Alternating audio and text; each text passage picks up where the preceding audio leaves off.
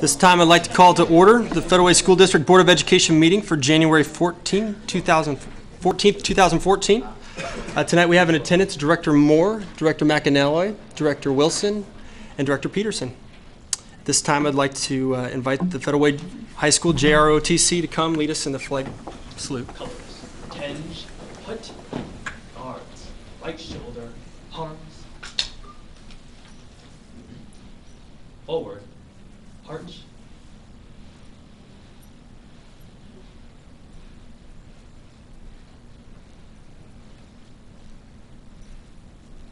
color guard, hold, left, face, breathe and colors. Allegiance To the flag of the United States of America and to the republic for which it stands, one nation, under God, indivisible, with liberty and justice for all. Carry, color, right, pace, forward, arch.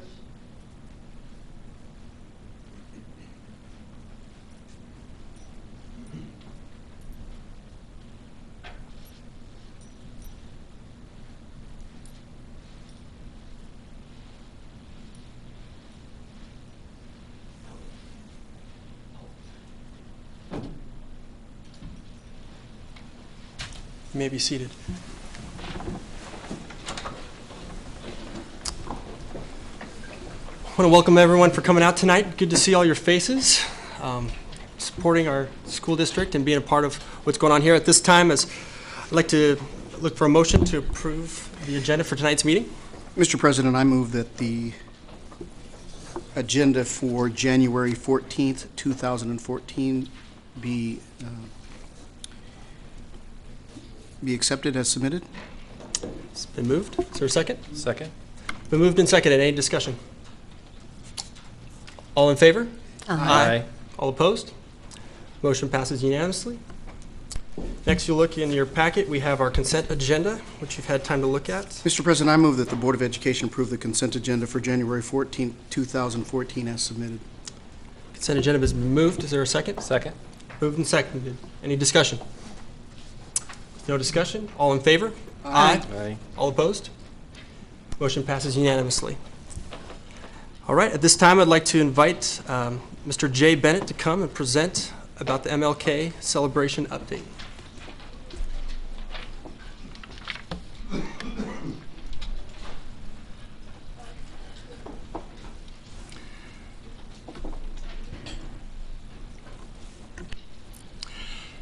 Good evening, school board members.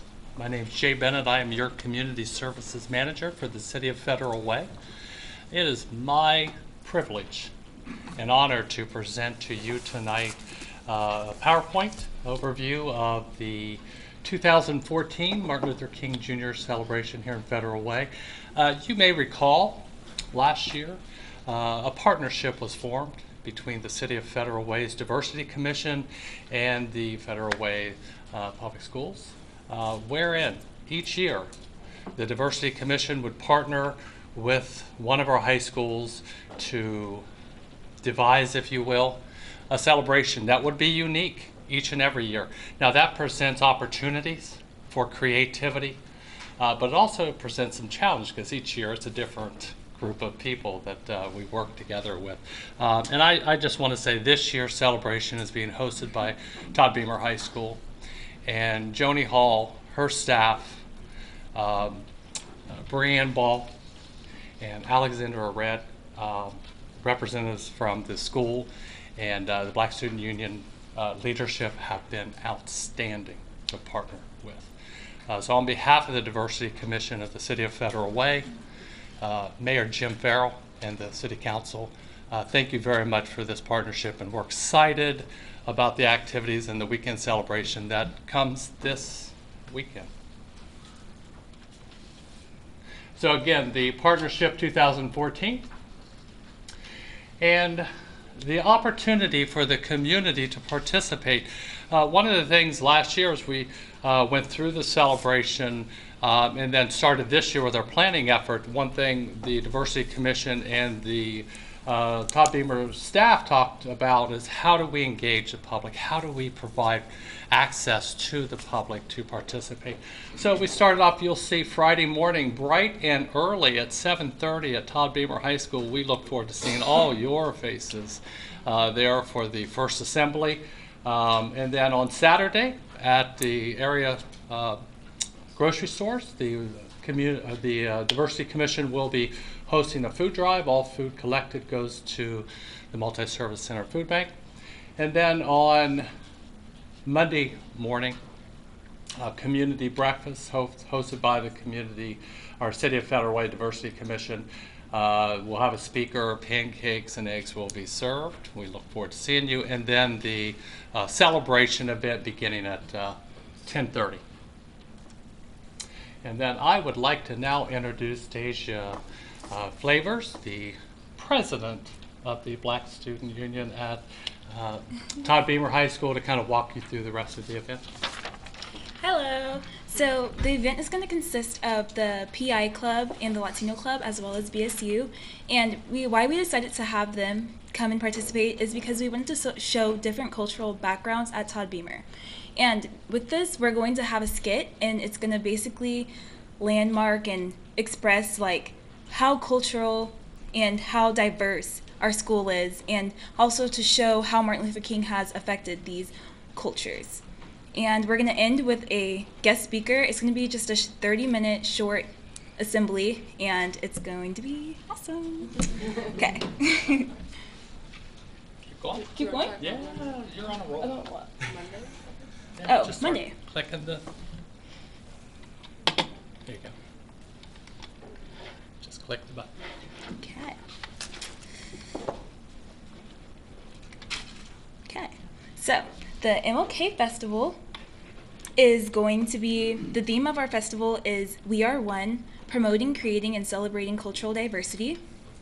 And it's going to begin with our president, Mrs. Hall, who is going to open up and basically give a little bit about how Todd Beamer is going to represent the school. How Todd Beamer is going to represent Martin Luther King.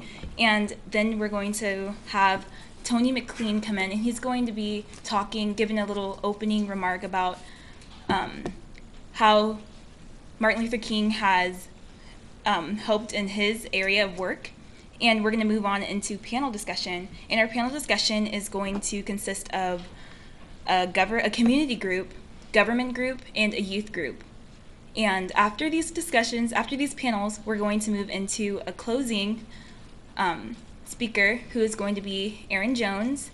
And after that, it's just closing remarks. We'll have light refreshments. It's just going to be simple, easy, smooth, moving day, and we hope that it leaves a great impact on our community. Click it. Okay. The advertising. Advertising, we're going to have digital flyers, We've been posting a whole bunch of advertisement around the Federal Way community, whether it's in yards or in our schools, and we just want to make it so big and so that our impact can be not only reached to Todd Beamer, but to the other public schools in our district. And we're going to be having the event is going to be filmed, and we're going to have two presenters, basically host, who are going to be kind of narrating how the event is going. So people who aren't able to attend will be able to watch it throughout the month of February on Channel 21. And yeah, thank you. Do you want me to say all this too? No, just a big thank you to all these people. They've been outstanding to Great. work with. Any questions? Any questions from the board? Thank you. So are all of these events are starting at Todd Beamer High School the event on Saturday is starting at Todd Beamer High School. Is that? It is not. No, those are at the 6 area grocery stores, the Safeway, the Walmart, Fred Meyer's, and Albertsons. So we'll have volunteers, including Todd Beamer students, staffing all those stores, collecting food for the food bank. So that immediately from 10 o'clock to 2 o'clock is at the stores. But all other events are at Todd Beamer this year. Wonderful. Thank you. I'm really proud to hear what you have to say and to see the planning that went into that, and the understanding of the history that goes along with that, but a new history that you're creating. And you are a mirror image of what our district is and what we're trying to create in our district, that we're doing global work, but we're doing local work too, and it's impactful in many different ways. So it's just makes me feel good, and I hope that people take advantage of the opportunity to learn from youth, because youth have so much to share and so much knowledge, and oftentimes I don't think we listen and we don't give room for that to happen. So I appreciate all the work, and I hope that you will allow me to come. Yes. Thank you. Thank you. So I would like to invite all of you to come to our assembly at 7:30 on Friday. We'll have a little coffee for you and a welcome, and it's a pretty quick assembly, so we should be out of there by 8:15, I think. And then to again come on Monday to any or all of the events that you could make. We realize that you have busy schedules, but if you want to swing by, we'd love to have you at any part of the celebration. I want to take a minute to say thank you to Deja and her fellow officers, and Brianne Ball, and Alex, who head our BSU.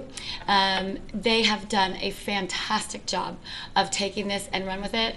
When we were invited by Mr. Bennett and the City Council to partner with them, with the city this year, I thought about it for a long time, and I said this needs to be a student-run event.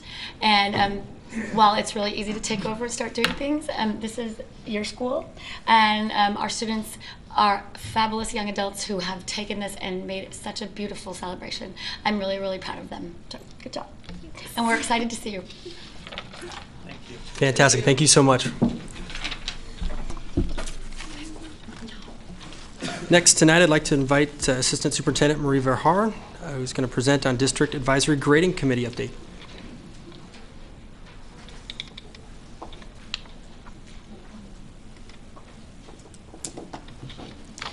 Good evening, President Peterson, members of the board, Superintendent New, members of our audience, both here and at home. I would like to just take a few moments this evening to share with you a quick update on our District Grading Advisory Committee. You'll remember, a couple weeks ago, maybe a month ago now, you saw a presentation where we talked about a District Advisory Committee that would be formed, convened to assist with giving us feedback, sharing research, having conversation more as we move along. So I'd like to share with you quickly a little presentation. The purpose of our Grading Advisory Committee is to share research and to provide input and to continuously improve the effective grading practices for all students in Federal Way. The information developed and shared by this committee will be communicated to the superintendent for future policy recommendations to you, the Board of Directors. The committee membership. The committee will be comprised of a balanced representation of schools across our district, grade levels, parents and family, community, teachers, students representing various grade levels, genders, as well as ethnicities and races. The committee will be made up of 8 high school students, 16 parents, 8 teachers, up to 2 community members, and 6 district and/or building administrators. The responsibility of this committee will be to serve for 2 consecutive years, so the remainder of this year and the next school year, to provide some continuity and consistency, adhere to the norms and expectations that we will develop the first night as a committee, to attend all of our meetings. We understand schedules happen and things get in the way, so to the best of their ability, his or her ability. Our meetings will be on the 3rd Thursday of each month, and the dates are there as follows. All of this information that I'm sharing tonight is now on our website. It is available, all of this information, as well as, I'll share with you in a moment, the application. Responsibilities of our committee members continued. They will be willing to fulfill various roles. This is going to be a shared leadership committee. Work as a committee to reach consensus. To be open to outcomes and be solution-based. Have a vested interest in all the students of Federal Way. And be willing to read articles, watch webinars, etc., to grow themselves in the field of, or in the topic of effective grading practices. The selection of the committee. Openings have been advertised widely. I think today we're up to about 37 applications already, opened yesterday. It has been advertised in our communicator. A Connect Ed message went home to all families and staff. It has been on our website on the front page. It has been in the Mirror, social media, in many different ways. It has been advertised. Schools received a newsletter article that they could place in their newsletters to share with families as well. Interested members may complete the applications online. There is an electronic application online. And just tonight we learned that on some browsers, the text box where you enter in an open response doesn't always grow. So we are working on that as I speak. I have somebody working on it right now, and we will make sure that it's working on all browsers tomorrow. There's also on the website, there's also a PDF, so you can click on the PDF and get just a hard copy and print it and fill it out. Every school office has some copies in Spanish, I believe Korean, Russian, 4 languages. And we also have copies at our front office at the ESC if parents would like to pick one up, or community members there. Any unfilled positions, which I'm thinking after just today's Tuesday, our second day with 37 applications, not sure that there will be any, but in the event that there were, or a member had to step down for some reason, we would repost that opening again for a 2-week period and go through the selection process again. All completed applications will be considered, and as I said before, we have all of the information out in 4 languages, and welcome, encourage families, community members who perhaps English is not their first language to please apply. We will make certain there's translators and interpreters on staff at each of the meetings. The selection will be completed by the superintendent and his cabinet. Again, non-English speakers are encouraged to apply, and consideration will be given to the following to create a balanced committee that shows a representation of this wonderful community that we live in. The application timeline, as I said before, opened yesterday, and it will run through for 2 weeks. It closes on the 27th of January at 5 o'clock, and the committee selections will be made the week of January 27th, and committee members will be notified by the 31st of January. And that is the link there, for those of who may be watching it at home, to all of this information on the web. What questions can I answer for you? I just want to say thank you for the expeditious process in doing this. I think you've listened to the community. The community is asking for the transparency and the way to communicate, and I really appreciate the efforts of getting this done as quickly as you have, so thank you. Thank you. One thing I know came up at our work study is would there be an allowance for a board member to be a part of the committee and to sit in on meetings? So if down the road when that forms, would we be able to appoint someone to also participate? Is that? We would love to have someone from your committee, from your board, participate in that. Fantastic. Well, welcome. Great. And one other thing I just wanted to share is I know Board Member Wilson asked at our last meeting when I was sharing with you kind of an overview of our thoughts before we had this finalized, how would students be selected?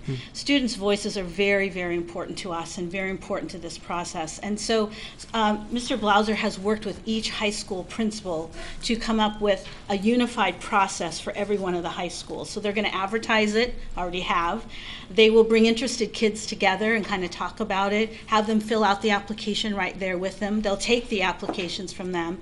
And then each school will be looking for a member to represent their school. And we've asked that they look for students who really have a voice, who really want to be heard and have some great information to share. And then we also have one extra position, so there's 7 schools, including Fwapa, Taffa, and Truman, sorry. And then there's one additional position, so that's going to be held for that student who's just extremely passionate about really wanting to serve and represent their student body. So we do have a process in place for that. Fantastic. We look forward to this committee and the results that come out of it. So thank you for your presentation. Thank you. All right, let's move on now. We have a seat over here that needs to be filled tonight we're excited about. At this time, I'm going to invite the Honorable David Larson, our judge, to come to the podium, as well as soon-to-be Director Carol Gregory.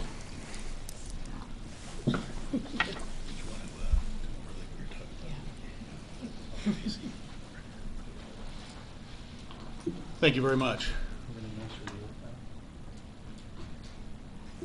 Repeat after me. I, Carol Gregory, I, Carol Gregory, do solemnly swear do solemnly swear that I will support and maintain that I will support and maintain the Constitution of the United States, the Constitution of the United States, the Constitution of the State of Washington, the Constitution of the State of Washington, promote the interests of public education, promote the interests of public education, and faithfully and impartially discharge the duties and faithfully and impartially discharge the duties of Director District Number 4 of Director District Number 4 of the Federal Way Public School District, of the Federal Way Public School District, Number 210, King County, Number 210, King County, State of Washington, State of Washington, as prescribed by law as prescribed by law and to the best of my ability. and to the best of my ability. Congratulations. Thank you.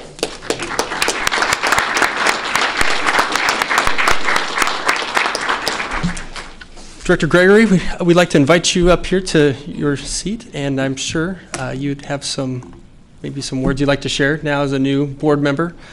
And before you do, I would just like to formally welcome you, and we're looking forward to your fresh perspective you're going to be bringing to the board, and we're glad to have you here tonight, so thank you. Sorry, I haven't learned the rules or the technology. I want to take this opportunity to thank everyone for the fact that I am here. I have a very, very strong commitment to public education. It's been my life. I know I have a lot to learn. Just because I've been around a while doesn't mean I know everything, and I'm going to approach this from that perspective. I would like to introduce some of the people who are very important to me in my life and have come to watch this swearing in. My husband, Gil Gregory, if you can see him. My stepdaughter, Julia Capone. And then the reason that we're here, my grandchildren. My granddaughter, Lauren Capone, and her partner, Travis Bjork, if you could. And I want to tell you they are successful graduates of Federal Way High School and are now at the University of Washington. So it's a very exciting opportunity for them and a real credit to Federal Way High School. And to my 2 grandchildren who are now in the public school system and will give me a lot of advice, Jordan Warren, who is at Sacagawea Middle School, and Nathan Warren, who is at Nautilus Elementary.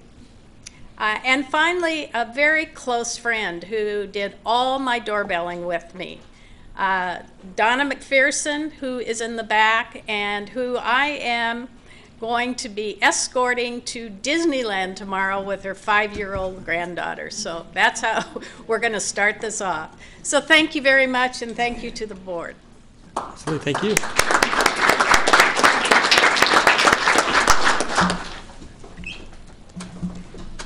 Well, with pun intended, welcome aboard. So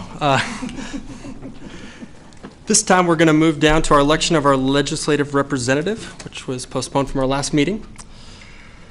So at this time, I'm going to ask for any nominations for legislative representative, which will represent us at WASDA and other meetings. Mr. President, I move that we nominate our newest member, Carol Gregory, for that position. Right. I second. It's been moved and seconded, Yes, I accept. and she accepts.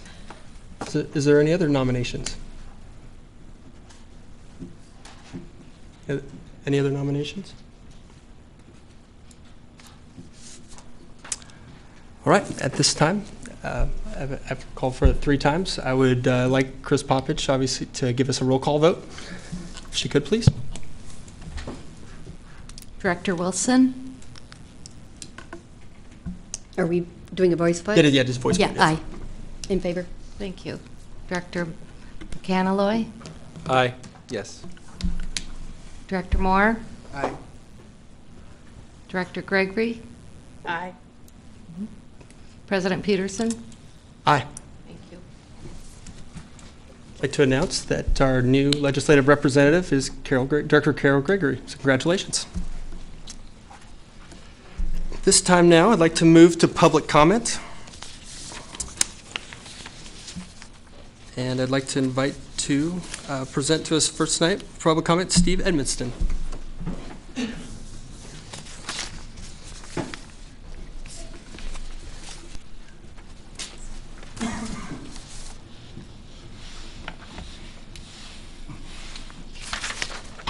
Members of the board, Superintendent New, thank you.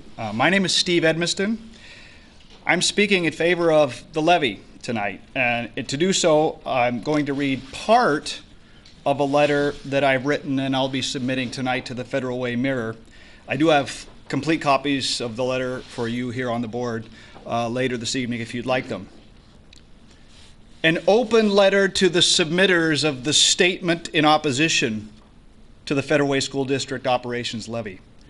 Dear Ms. Lyford, Ms. Bennett, and Mr. Henningsgaard, I read with great interest your written statement against the Federal Way EP&O replacement levy that you submitted for the King County voters pamphlet.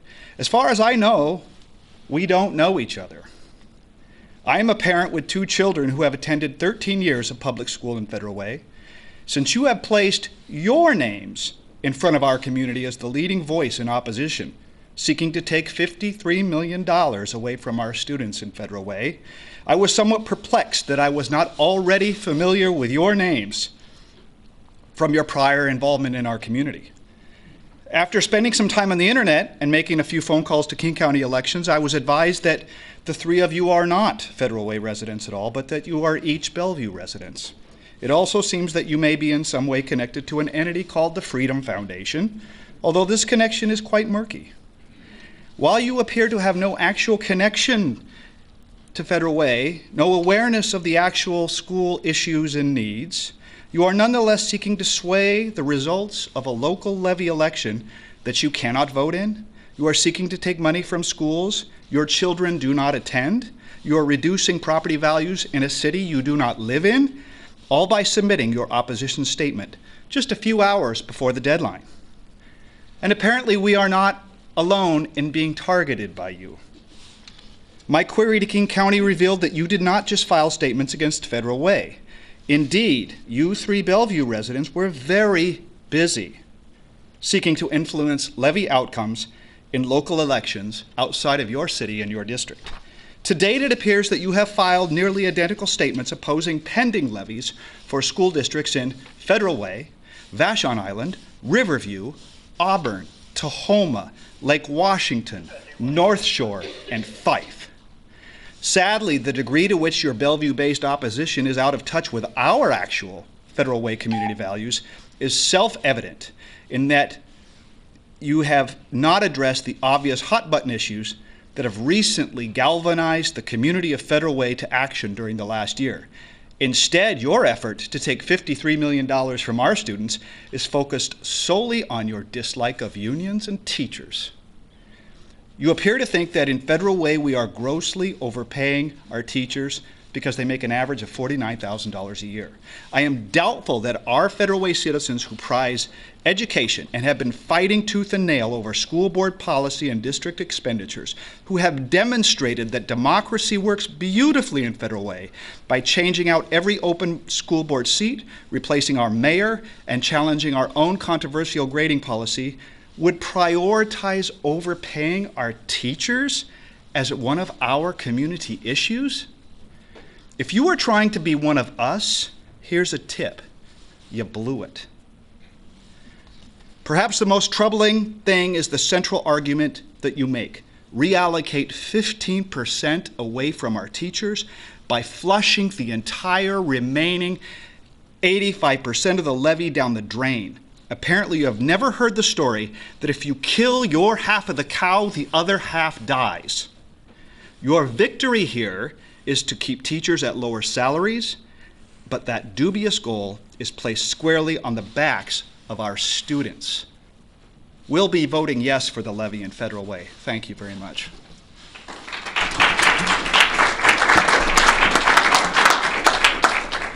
Thank you. Next, I would like to invite Olivia Salter.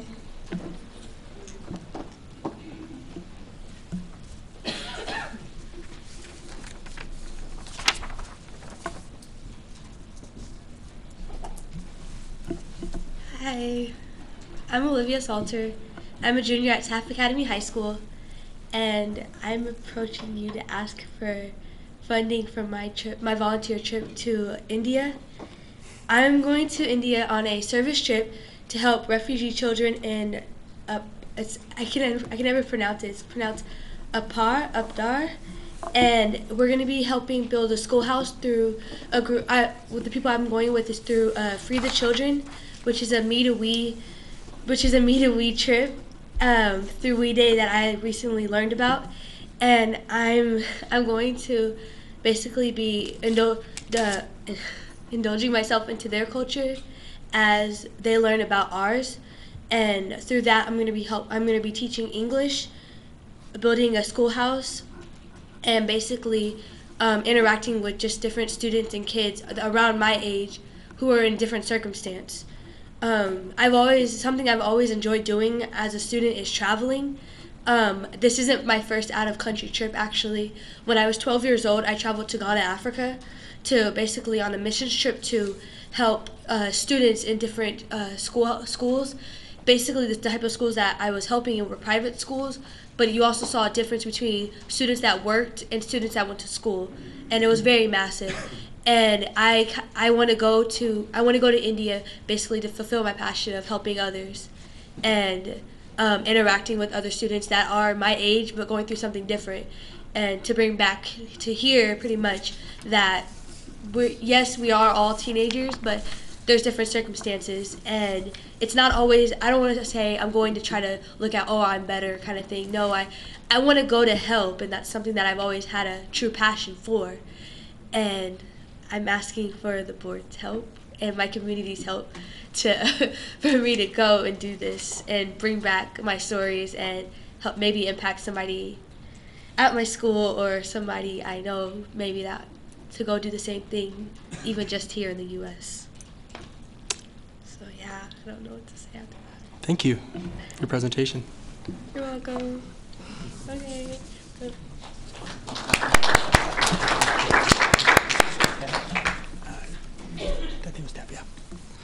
Next, I'd like to invite Marin Miller. She's going to present on Sahalee STEM project.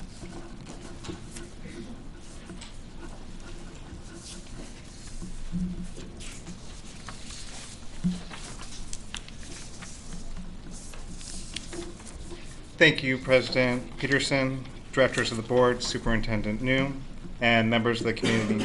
My name is Marin Miller. I'm the principal of Sahalee Middle School. And I wanted to thank you for this opportunity. I wanted to talk a little bit about some of the exciting stuff we're doing with STEM, which is science, engineering, math, or STEM education at Sahalee. And at Sahalee, I've been an educator for many years, and this is just some of the most exciting work I've actually seen. So I hope that you could hear from my voice that that is the reason I'm here today, because I get to see Sahalee transforming students. As you know, at Sahalee, we offer a project-based approach to learning that integrates and is geared towards integrating students with real-world problems and having them solve those problems and figuring out the solutions for the future. And by doing that, they're able to integrate and learn more about science and technology and how we use those things to solve some of those problems.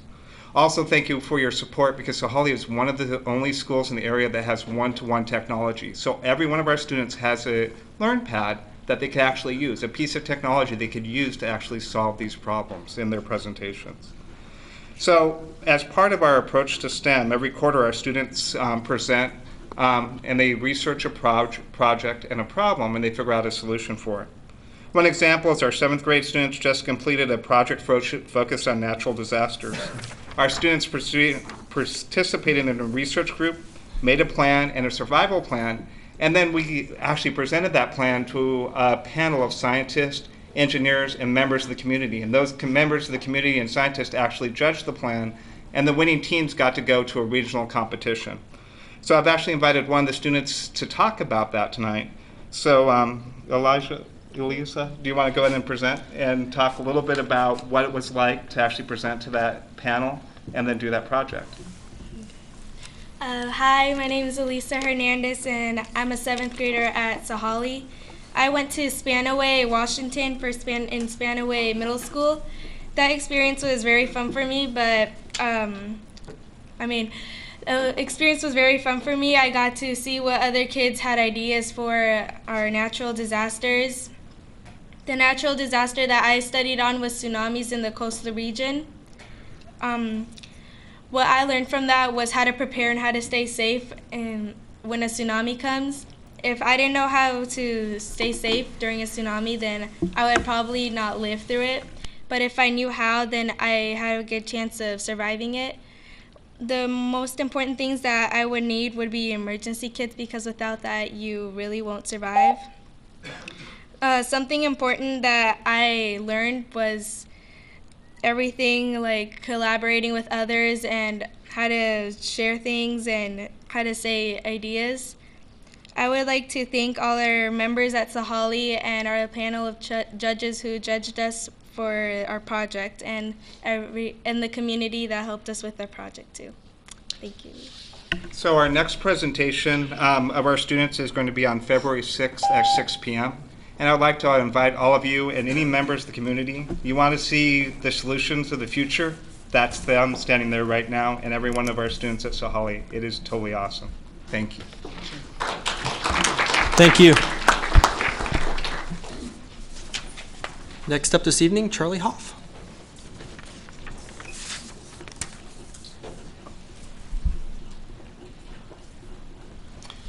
I know you'll be disappointed I don't have any slides for you this evening. I attended your work study last week, and that was a refreshing change, and I appreciate the ability to participate in the discussion. What you, Director Peterson, brought forth was, I think, a very pressing issue. If we're building a new high school which has 36 vacant seats, maybe we need to rethink what we're doing here. We don't seem to have a plan for what this high school will be like, other than a series of classrooms and a gymnasium and a theater. We're not that successful with the one we have. Maybe we should be thinking about some other things before we commit to concrete and bricks. And to build a school which only has the possibility of an increase of such a minimal number in a community which is about to get another large housing project, I understand, right next door to it, literally, seems like we aren't doing enough planning here. You're building a building that's going to have to be around for 50 to 75 years. All of our other high schools are overcrowded, and we're building an extra capacity of nothing. So I would urge you to think about some other options. There are some. I have shared with some of you some of the observations I have seen on other ways to use this money to build more capacity and to at least be planning for the future. Thank you. Thank you. Next, I'd like to invite Austin Wolfe.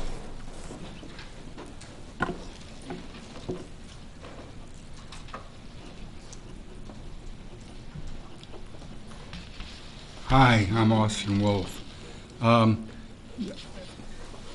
Regarding computer code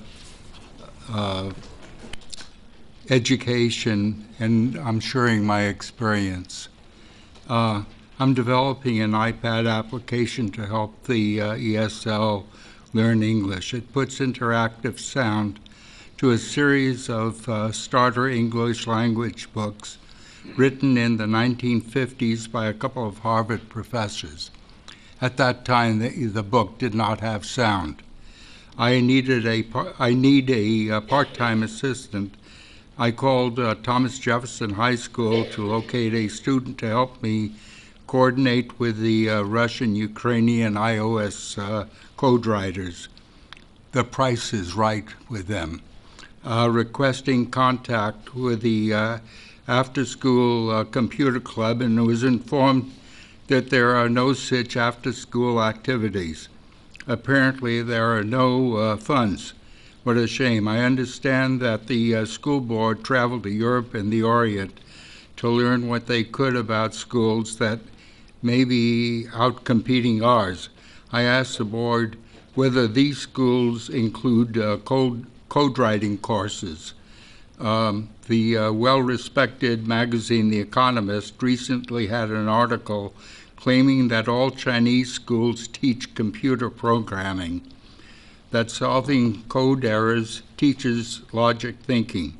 If our schools cannot afford to have such classes, I would suggest that the board find a little money to fund an after-school computer club for code writing. Our students are clever and they can learn on their own. Just a little bit of organization would help. Thank you. Thank you. And finally tonight, I'd like to invite Jason Brown.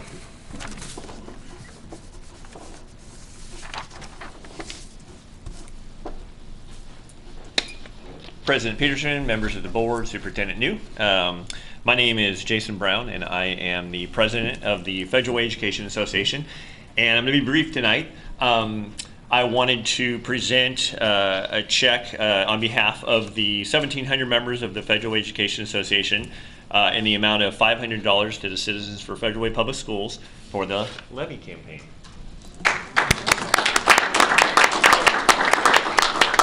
Yesterday was our first day of our kickoff for sign waving in support of the levy. We had a great turnout. Huge thank you to the principal of Sacagawea, Joanne Landis, who came out with some of her members. We also had several Sherwood Forest members and my entire executive board. And another sign waving opportunity tomorrow is at my office, 1st and 320th. I'll have all the signs, so any community members that would like to come out in support of the levy, we'd love to have you. So thank you very much. Thank you. Next up, we have Superintendent Comments. Superintendent New. Thank you, President Peterson. Want to welcome you all to the new year. And I realize that we're 2 weeks in, but this is our first meeting back. And I also want to welcome our new board that is now fully seated. We have tremendous challenge and yet tremendous opportunity ahead of us in this new year. And I look forward to working with all of you, all of our stakeholders, as we continue to improve our school district. I want to thank the students who presented tonight. Daisha, who actually was on the grading conversation at Beamer when I stopped over there before the holidays, and Olivia, with your trip to India. I'd like to meet with you when I come out to meet Ethan, who is sitting next to you, and I have not responded to your email. Ethan, I'll be out on the morning of Tuesday, I think it's January 28th, to Taft, and I'd like to meet with both of you. So, and I want to finish with Go Hawks. Go Seahawks. All right, let's move on to school board comments. I'm going to begin.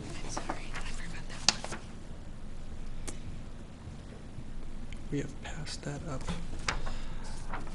Board members, we do have another request to make public comment. Is there a motion to allow that? Mr. President, I move that we receive this one last public comment before we move on, adding it appropriately to 12B. It's been moved. Is there a second? A second. It's Been moved and seconded. Any discussion? All in favor? Aye. Aye. The motion passes. Dylan DeTrey, we'd love to hear from you tonight. Why don't you go ahead and head on over to the podium? Hi, so my name is Dylan DeTrey, and I'm a senior at Thomas Jefferson High School, and I'm here for two reasons. The first is that I want to thank the school board. Jay Inslee said that January was School Board Appreciation Month, so I thought it would be a good time to come out and say how much I appreciate all the work you guys have put in over the last couple months. The last few months with the grading changes have not been easy for any of us. But I've noticed one thing, and that's really how amazing our teachers, our administration, and our school board really is. I've met with Superintendent New 5 or 6 times over the past couple months, and I know he's met with countless other students to find out really what we as students need and want out of a grading system. And that is amazing to see how much all of the members of our school board really care. I've seen many of you at public events, whether charity breakfasts or We Scare Hunger. And again, it's really awesome from a student's perspective to see how much all of you really care about our success. And the second reason I'm here is I want to raise a little bit of awareness and show the support from a student's perspective about the levy that's coming up. When I kind of did some research on the levy, in my mind, it showed that it's going to support directly the teachers and the students of our district, directly support our success, and I can't think of anything more important than that. I know some people have been saying that they disagree with the levy because of the challenges that our school board and our district has gone through, that they don't want to support it because of those challenges. But I think that we can't decline the levy because of the negatives and the challenges that our school board and district have gone through, but we should accept it because of all the amazing things that our district has done. From a student's perspective, all I can do is look at the positive, look at the nationally placing teams that we have, clubs and sports, look at all of the amazing opportunities and the hardworking teachers we have, and voting for the levy just seems obvious to support and better all of our success. And now, to give a little bit of a better idea about just how important I think this is as a student, today is my 18th birthday, and I'm here speaking at a school board meeting about the levy. Now, thank you. Now, I don't know what that says about me, but I do know what that says about the levy, and that says that from a student's perspective, from someone who that this levy would directly affect, it is necessary. We as students of the Federal Way School District do absolutely amazing things. Compared to some of the people that I've met around the world who are unbelievably rich, we do so much with comparably is so little, and that is unbelievable. It's really cool to see how much support everybody in our district, no matter what position we are, gets from the school board. Danny Peterson, Rob New, you guys have been mentors in my life over the past couple years. All of my teachers have guided me so much, and really this levy just seems like the best idea to show more support for that. Thank you for all your support, thank you for your time, and thank you for everything that this district has done. Fantastic, thank you.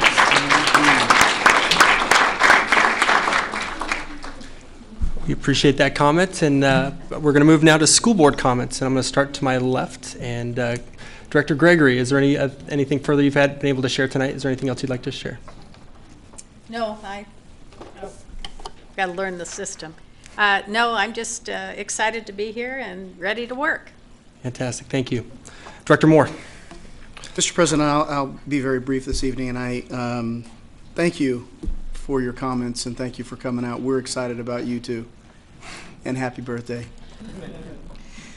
This Friday, the 17th of January, our new Mayor Farrell will be declaring it Seahawk Blue Friday. Any Seahawk fans? All right, all 3 of them. And they will be raising a flag outside of City Hall at about 3 o'clock, and he has invited the school district and community members to come out, wear their Seahawk jerseys, and show their support.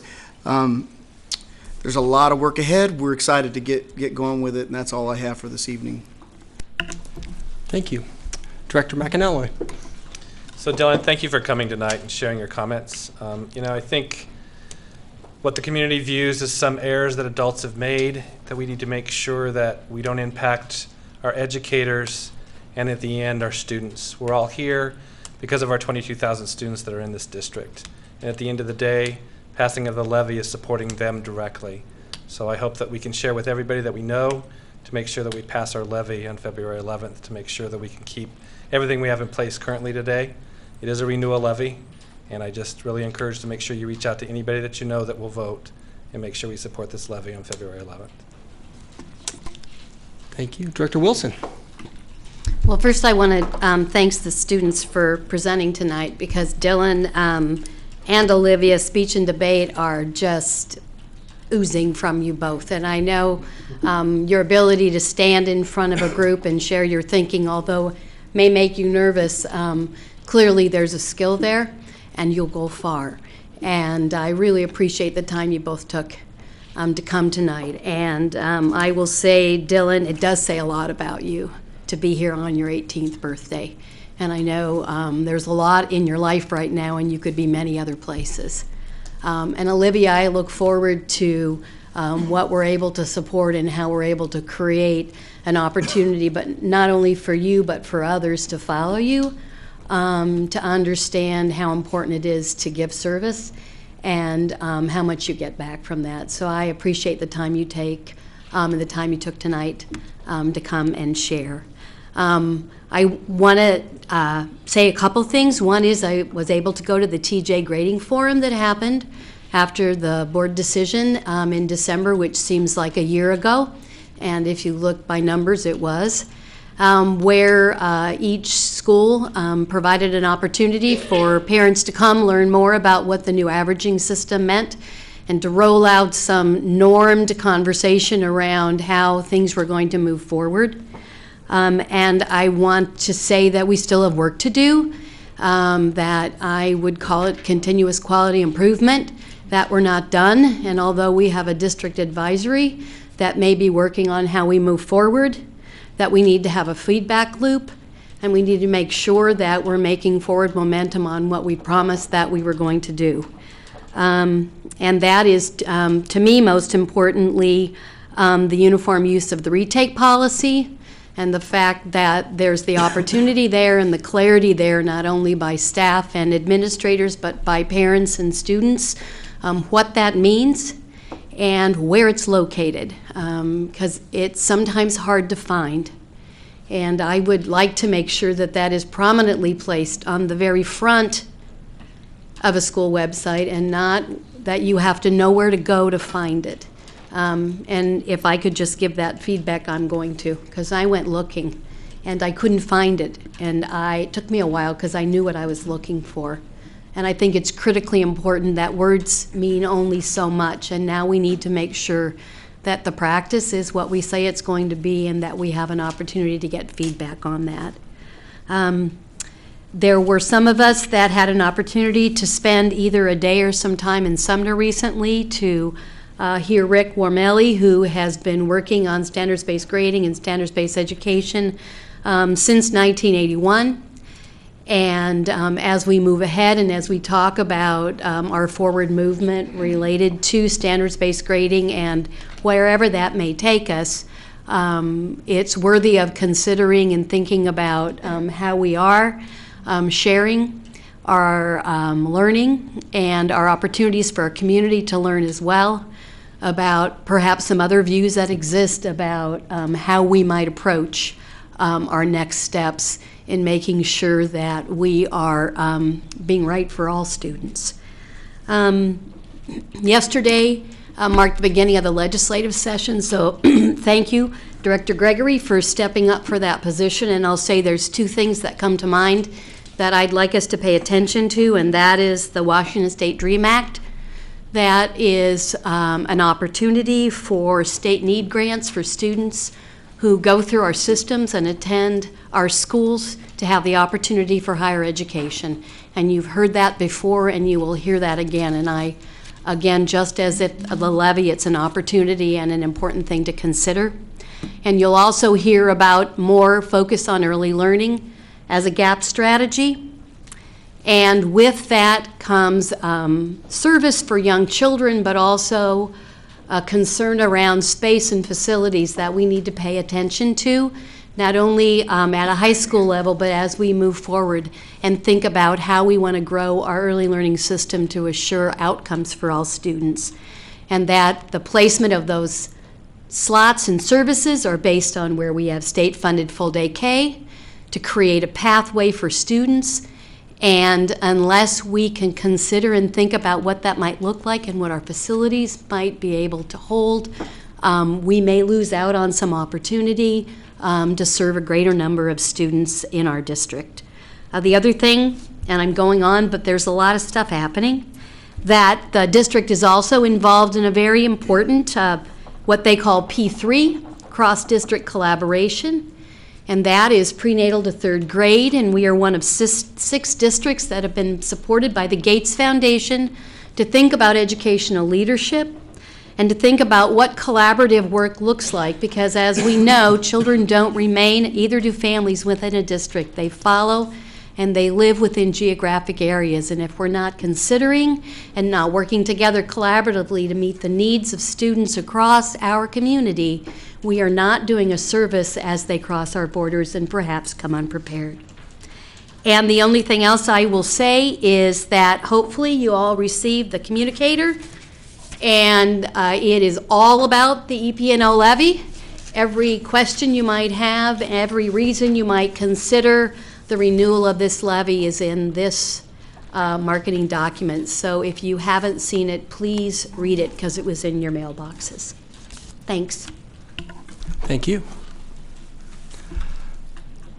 I just would like to say it was good to see many of you at last Wednesday's Chamber Luncheon, the State of District Address. I want to commend Superintendent New for his presentation. That he did a great job presenting to our community about the great things going on in Federal Way and things that we're working, things that are in the pipeline, and just educating our community on where we're going, where we're headed, and how we're going to get there. Got to have Advancing Leadership 2.0, and Dylan was there as well. Great to have him there. Dylan, I want to say happy birthday to you. Thank you so much for coming tonight. It's been awesome to see you develop as a leader, and for you to be here tonight and to be looking beyond yourself and for the good of your fellow students in your district and wanting to leave that legacy. We commend you for that, and we're glad that we have amazing students like you in our district, and we're looking forward to seeing where you go in life because we know it's going to be awesome. So thank you for being here tonight. I want to say thank you to Mr. Steve Edmonston for his sharing. I agree with you. I don't know the guys from Bellevue either, but I appreciate you contending for our students and our teachers, and you've always been passionate about that. And thank you for coming tonight and your care for Federal Way Public Schools. We thank you for that. I thought the work study we had this last week was fantastic. I appreciated the board comments and the presentations there. It was a full night. Thank you for members that were there, people like Mr. Hoff and others. Kelly Tanner, Chris, well, all of you that came out and asked questions and were part of the dialogue that night. I thought it was a great night, a lot to discuss, and we appreciate that. And finally tonight, Olivia, some have talked about you. We are so grateful that students are embracing the me to we and taking advantage of these opportunities. And we hope you will inspire other students to take advantage of going globally, of being a part of that, of engaging people around you in your life to get behind you, to rally behind you and support you. So we're looking forward to this for people that are going to come alongside and support you, and for the stories you're going to come back and share with those that are around you. So thank you for tonight and coming and presenting. And finally tonight, I think it should be noted that a hardcore Raiders fan announced that the City of Federal Way is having their 12th man rally on Friday. That is a miracle. Fantastic. Director Moore, thank you for presenting that on behalf of the board. I'm already tortured by the 4-12 season my Raiders have had. Thank you for throwing me under the bus. Noted. Do the Raiders still have a team? And with that, we will move on to one of the topics of discussion at our work study was the policy governance monitoring calendar, something that we as a board take very, it's what we do and how we monitor the superintendent's progress, the district's progress. That was presented at the meeting. It's in your packet tonight. It was also included in your board packet for tonight's meeting. And at this time, I would look for a motion to put that before the floor and discuss the calendar, and hopefully for approval tonight. President Peterson, I move that the Board of Education approve the new policy governance calendar. Second. It's been moved and seconded. Is there any discussion? Mr. President, I like how we've loaded up our ELs. I think it gives us some good work to do in front of the public on our goals, since that has been a point of concern for some of our citizens. So I like the new schedule, and hopefully we'll get people to come out and have a discussion with us about where we're going and what we hope to achieve. Absolutely. Director Wilson, are you looking for your calendar? Okay. You had that look on your face. I wasn't sure. Is there anybody else? Discussion on this motion? I would simply like to comment as a new board member, this is a very interesting process. And I think for people in the audience or at home that are new to this process as well, this is the process by which the school board evaluates the work of the district. And so these are critical reports that we receive on a yearly basis, although this year we will be receiving 4 in a row. So I urge people to look at the agenda for the board meeting and come out and participate in those reports. Thank you. Any other further discussion? And so if a person wants to get deeper into our ends, they can also go online and look at what those ends are, and of course during public comments come and make suggestions for modifications on those ends as well, so the audience can come prepared to our meetings to actually give us input as we move forward on our goals. Fantastic. Any other comments? I think one of the things too, I'll just highlight, obviously with it being in the spring, I know in the past when we as a board have looked at different of these Ns and ELs, sometimes the reporting from the state that we look at to judge where we're at, where we stand, we're waiting for those in the fall. And with these, how they line up right now, we're going to be getting data right, up-to-date data, not waiting for it. And so I'm looking forward to that discussion of not saying, oh, we'll wait till next year when we get it, but we'll actually have the firm data with us for those meetings. I think it'll be beneficial to us as a board, to the community, and the kind of discussion that we can have, and really in that transparency. So with that, if there's any other discussion, I'd like to call a vote. So all in favor?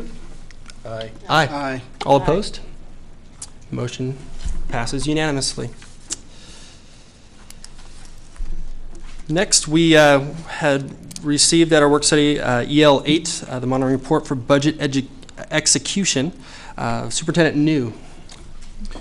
Thank you, Mr. President. At this time, well, you received at the work study a copy of the monitoring report of Executive Limitation 8, which is budget execution as submitted by Deputy Superintendent Sally McLean. And at this time, I'd like Sally to give you a brief overview of EL 8 for your consideration for approval tonight.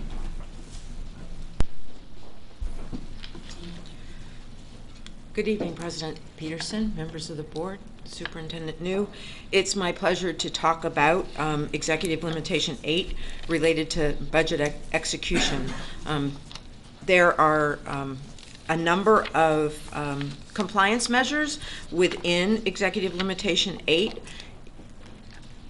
The executive limitation specifically indicates that the superintendent shall not cause or allow a material deviation from the annual budget or budget policy adopted by the board, cause or allow any fiscal condition that is inconsistent with achieving the board's ends or that places the long-term financial health of the district in jeopardy.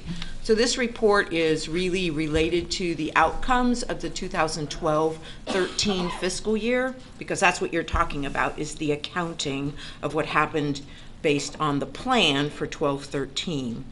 We look specifically to ensure that we are not spending any more money than we anticipate to receive in any given fiscal year for each of the 5 funds. As you might know or reflect back to the budget adoption, we do historically plan to spend more money than we receive in revenues because of the kinds of expenditure patterns that are typical in each of those funds. So for example, in the general fund, in the 2012-13 year, we adopted a budget that planned to spend about $3.5 million more than we expected to get in revenue. We actually spent about $1 million more than we expected to get in revenue. The ASB fund, we expected students might spend more money than they were generating in revenue, partially because we're still recovering from the Great Recession.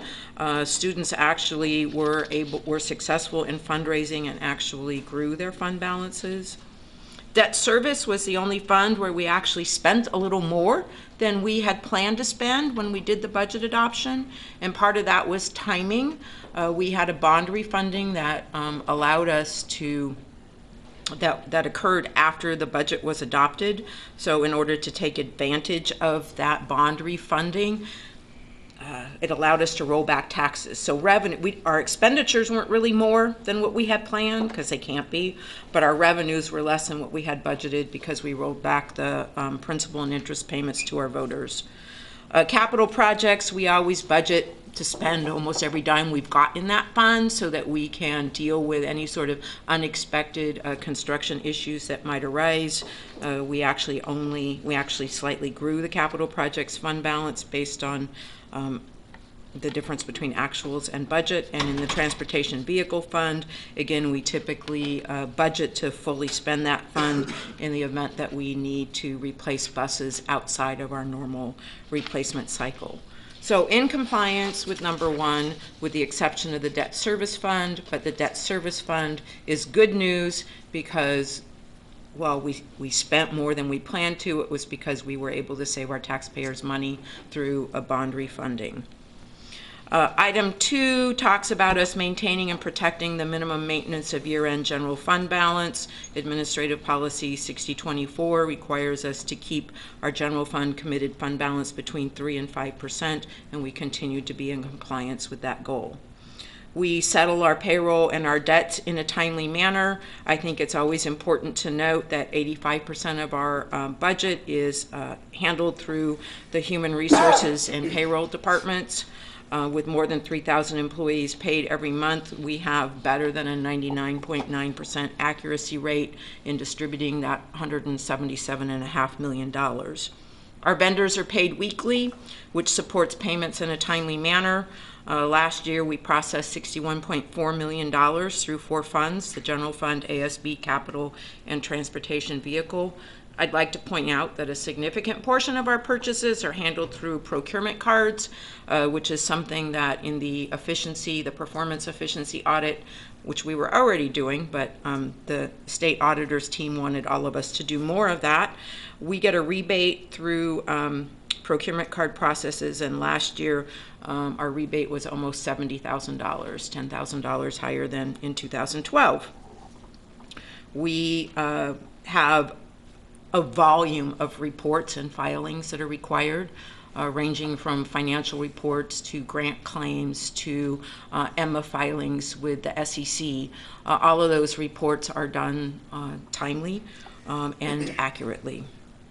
We arranged for the annual audit of all of our district funds and accounts. Jerry Carlson, who you presented to you a couple board meetings ago, is the primary audit liaison. The state auditor's office will begin their 2012-13 audit actually on January 16th this year. And I just want to point out that board members are always invited to the entrance and exit conferences. You'll get those emails both directly from the state auditor's team and from Jerry and or myself. And we have had 10 consecutive years with no audit findings either in the federal compliance arenas, financial statements, or accountabilities. We're required to pursue receivables after a reasonable grace period. Our receivables are primarily due to a variety of joint operating agreements we have. We have a joint operating agreement with the City of Federal Way so that they can utilize our fueling stations. We have a joint operating agreement with the Technology Access Foundation related to the launching of the TAFA. It's actually not launched now, it's 5 years old. And we have a number of other small billings related to facility use. Again, to all intents and purposes, those receivables are being dealt with in a timely manner. As I mentioned, we keep complete and accurate financial records. And I think the eighth and final thing is that we publish a financial condition statement annually. Those were provided to you at the work study. They're formally known as the F-196, or the annual financial statement, which is prepared in accordance with state accounting guidelines. And that is the document that is audited by the state auditor's office. Were there any specific questions I can answer or additional information I can provide regarding to EO8 and our budget execution for 2012-13? Any questions? Thank you then for your presentation.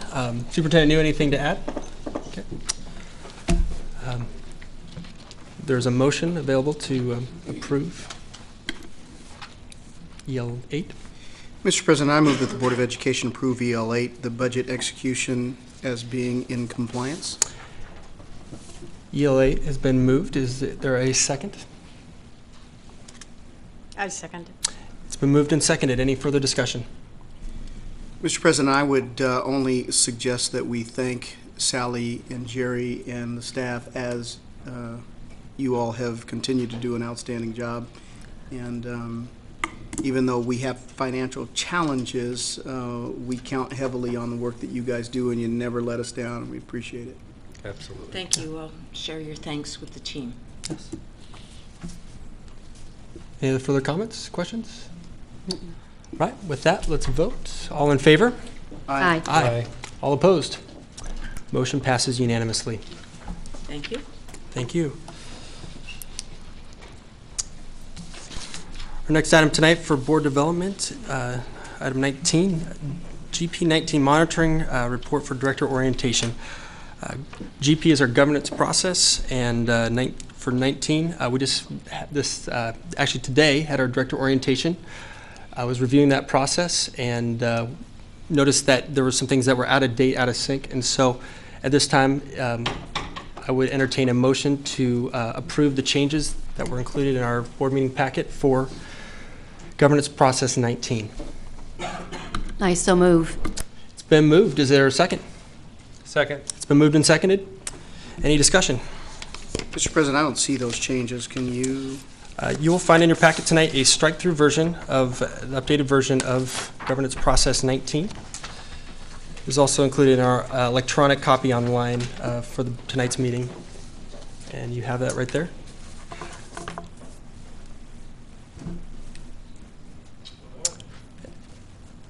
Give him a second to look at that. Is there any questions, comments about what's been presented? Based on going over this today, I think these are valid and viable changes that are being made. Fantastic. Is there some chance we could put these changes on the overhead just so the public can see what they are? If you would like to walk over the overhead and put them up, that would be fantastic.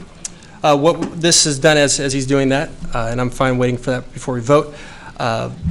It was just an update of what we have, what we're presenting. I think as a board, we need to be continually looking at what we do, how we do it, what's in our policies and guidelines. This is just an update. There were some things that we either do not have or just was not applicable to what the director orientation would look like. And so this is just an update of that, summarizing a consolidation of that. And so at this time, I would like to ask for a vote. So all those that are in favor of the changes made to governance process 19, respond with aye.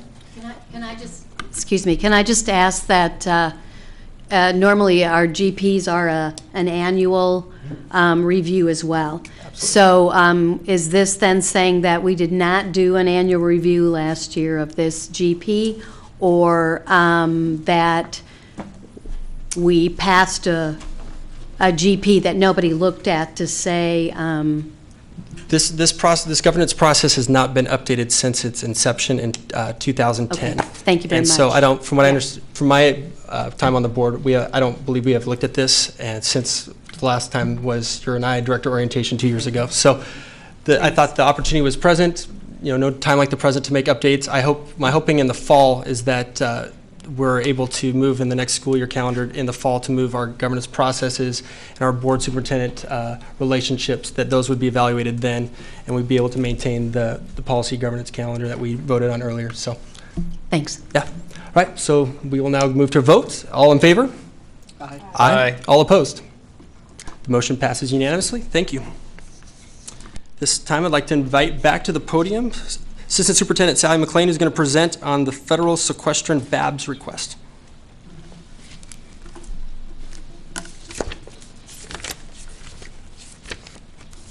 This evening, I would actually like to take the opportunity to introduce to you Rick Searns, our Executive Director of Employee Relations.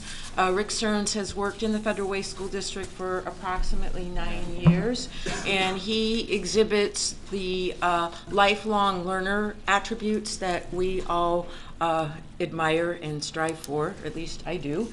And Rick is currently working on his superintendent credentials, and as part of that program, he came to me and we were brainstorming a potential financial issue that he might be able to tackle that could have impacts not just here in Federal Way, but beyond Federal Way within the state of Washington. And you have heard me speak at other times about federal sequestration and the impacts of federal sequestration. Typically, we're talking about those impacts within the general fund and what will be happening to the programs that currently we depend on to help provide services to students. But another one of those impacts is related to our bond sale that we did under the American Recovery and Reinvestment Act, also known as ARA, called Build America Bonds, or BABS.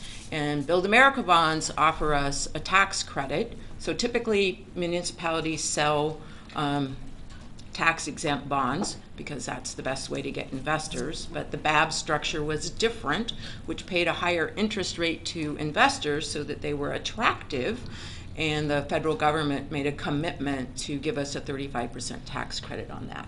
So we know that those tax credits have been impacted by sequestration, and Rick has an ask for you to consider as we move forward with working with our federal delegation.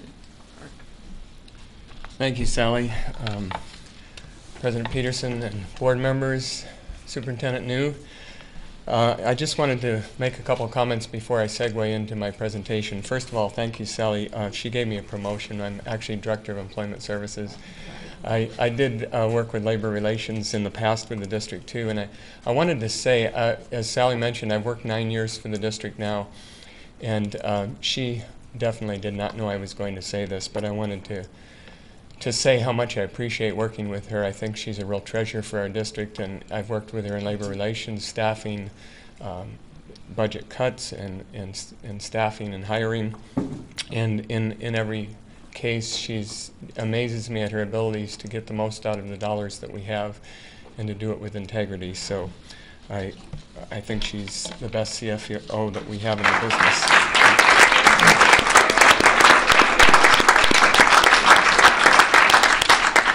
As Sally mentioned, this last fall, as part of my program, I took a class called Effective School Systems Management, and I went to Sally to find out what I could learn about business services a bit more, and to take on a project that would help the district and perhaps help other districts too. And just to give you a little brief background, Sally covered some of it, but in 2009, as part of the American Recovery and Reinvestment Act, to stimulate the economy, Congress incentivized school districts and universities to issue special bonds known as Build America Bonds and Qualified School Construction Bonds by offering to provide the issuers a 35% subsidy on the interest paid to these bonds.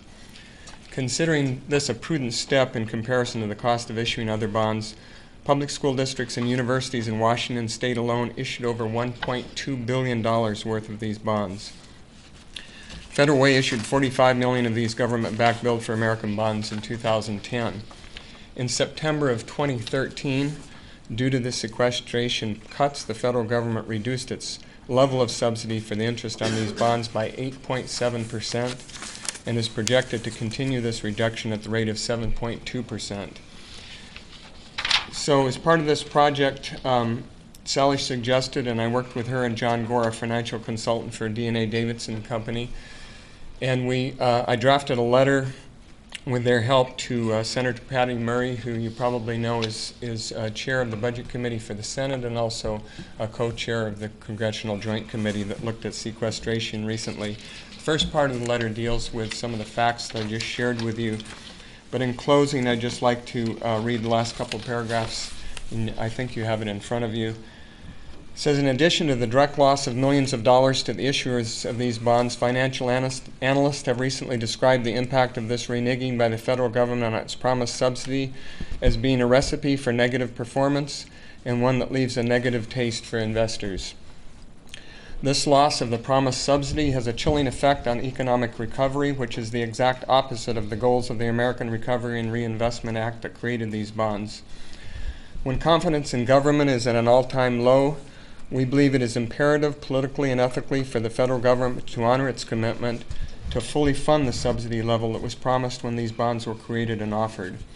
In addition to this being the proper ethical and political action to take, the financial loss of this promised subsidy has created a very direct and significant negative impact on the ability of schools to provide the services that are so desperately needed by the children that we serve, a result that is unacceptable. Should this commitment continue to not be honored, the impact of this loss to our Federal Way constituents alone amounts to over $800,000. We understand that the Congressional Budget Conference Committee has recently sought to replace or limit the negative impacts of sequestration, which could have had the potential of correcting the breach of the promised level of subsidies for the Build for America bonds. However, to date, this loss of reimbursement to public schools and universities has not been corrected. We therefore are requesting that Congress honor its commitment to the level of subsidy for these bonds that was created by the Recovery and Reinvestment Act and that enticed us to participate in the program in the first place, by acting to immediately remove the reduction of the subsidies from these bonds from the cuts imposed by sequestration. We believe that the terms originally offered in the Recovery and Reinvestment Act were tantamount to a binding contract, that there was both an offer and a good faith acceptance of the terms offered. We therefore respectfully request that Congress take immediate action to reimburse us for the cuts borne to date and fully honor its commitment for the remaining life of our outstanding Build for America bonds. So I believe you have a suggested motion. If it's your pleasure to sign this letter, we would like to propose that it be sent to Congress, to Senator Murray. We also copy to Senator Canfield and Representative Smith. And to further significance of this action, I've also drafted a letter that I am willing to discuss further with the board or with Superintendent New regarding encouraging other districts to take the same action throughout the state, which will compound our efforts. Thank you. Thank you. There's a suggested motion on the floor. I'm not sure I can answer questions on this any more than I already have, but if you have any, I'll certainly try. Is there any questions? No questions. So President Peterson, I move that the Board of Education request of our congressional representatives to restore the BABS tax credit in full. It's been moved. Is there a second? I second the motion. It's been moved and seconded. Is there any discussion? I think this is a great idea. I commend us for putting this letter together. I hope other districts also will catch wind of this if there's opportunity to partner like that. But yeah, I think this is the kind of message we need to send. We need to hold those at the federal level accountable and to hold true to what they said. So I think it's a great motion. Fiscal collective impact. Yes. I would also like to suggest that we might want to consult our legislators as well, because as the state is trying to increase the funding for education, these kinds of losses directly negatively impact what the state's trying to do. So there may be a level of support from the legislature that we could also work on. Mm-hmm. Any other comments, questions, discussion? At this time, we will move. So, all in favor? Aye. Aye. Aye. All opposed? Motion passes unanimously. Item 18, schematic design for Federal High School. Director, Special Projects, Rod Leland. Good evening. Thank you. Appreciate the opportunity to come back with you so quickly following our conversation a week ago and answer some of the questions and take additional questions if you have them. On the table, you should have received a memo put together by Sally McLean, and that makes sense. Sally McLean often likes to deny it, but she's a key member of the team that does this work to create new schools. And so it's totally appropriate that in the very beginning of thinking about how we would go about replacing Federal Way High School, we needed a scheme that said how would it be financed, what are the conditions of the district that would drive the design by way of thinking about population of students, demographics, all key components of the work that Sally does. So by way of a bit of an apology, I think it's a big apology to say in doing this work, we don't do it here. We don't really do it in the district. We hire a team of people, architects in particular, the biggest component of the team, and most of the work that I'm engaged in is with them. And over the last more than 2 years, we've gained a deep understanding of what we're doing, how it's coming together, the rationale for the pieces that are there, including the size and the capacity and all of the challenges we've overcome. And we've done that without having the opportunity to engage you in that process directly. So you don't have the certainty, the information, and haven't had a chance to have your questions responded to in a way that makes sense to you. So for that, our presentation missed it. We presented what we understood and hoped would inform you, and it did, but left some questions, and those are the ones that we've tried to address. Beginning with this comment, and I think it,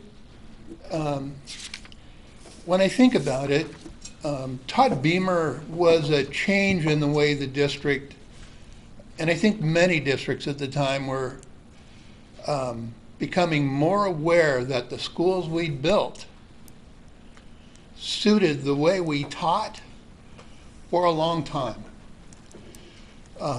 But during the creation of the new Todd Beamer, we were changing the configuration of grades in Federal Way. We were also confronted with lots of schemes around the country, around the world, about how the organization of schools inside would change, and it drove us to think about schools needing to be very flexible to accommodate future changes in how we do student instruction, teaching and learning, collaboration. So in this report, you'll see what could be confusing to say, in the beginning, our charge was to house a program for 1,600 students. And that we've accomplished. That's what we demonstrated last week in our work study. And that number is a choice.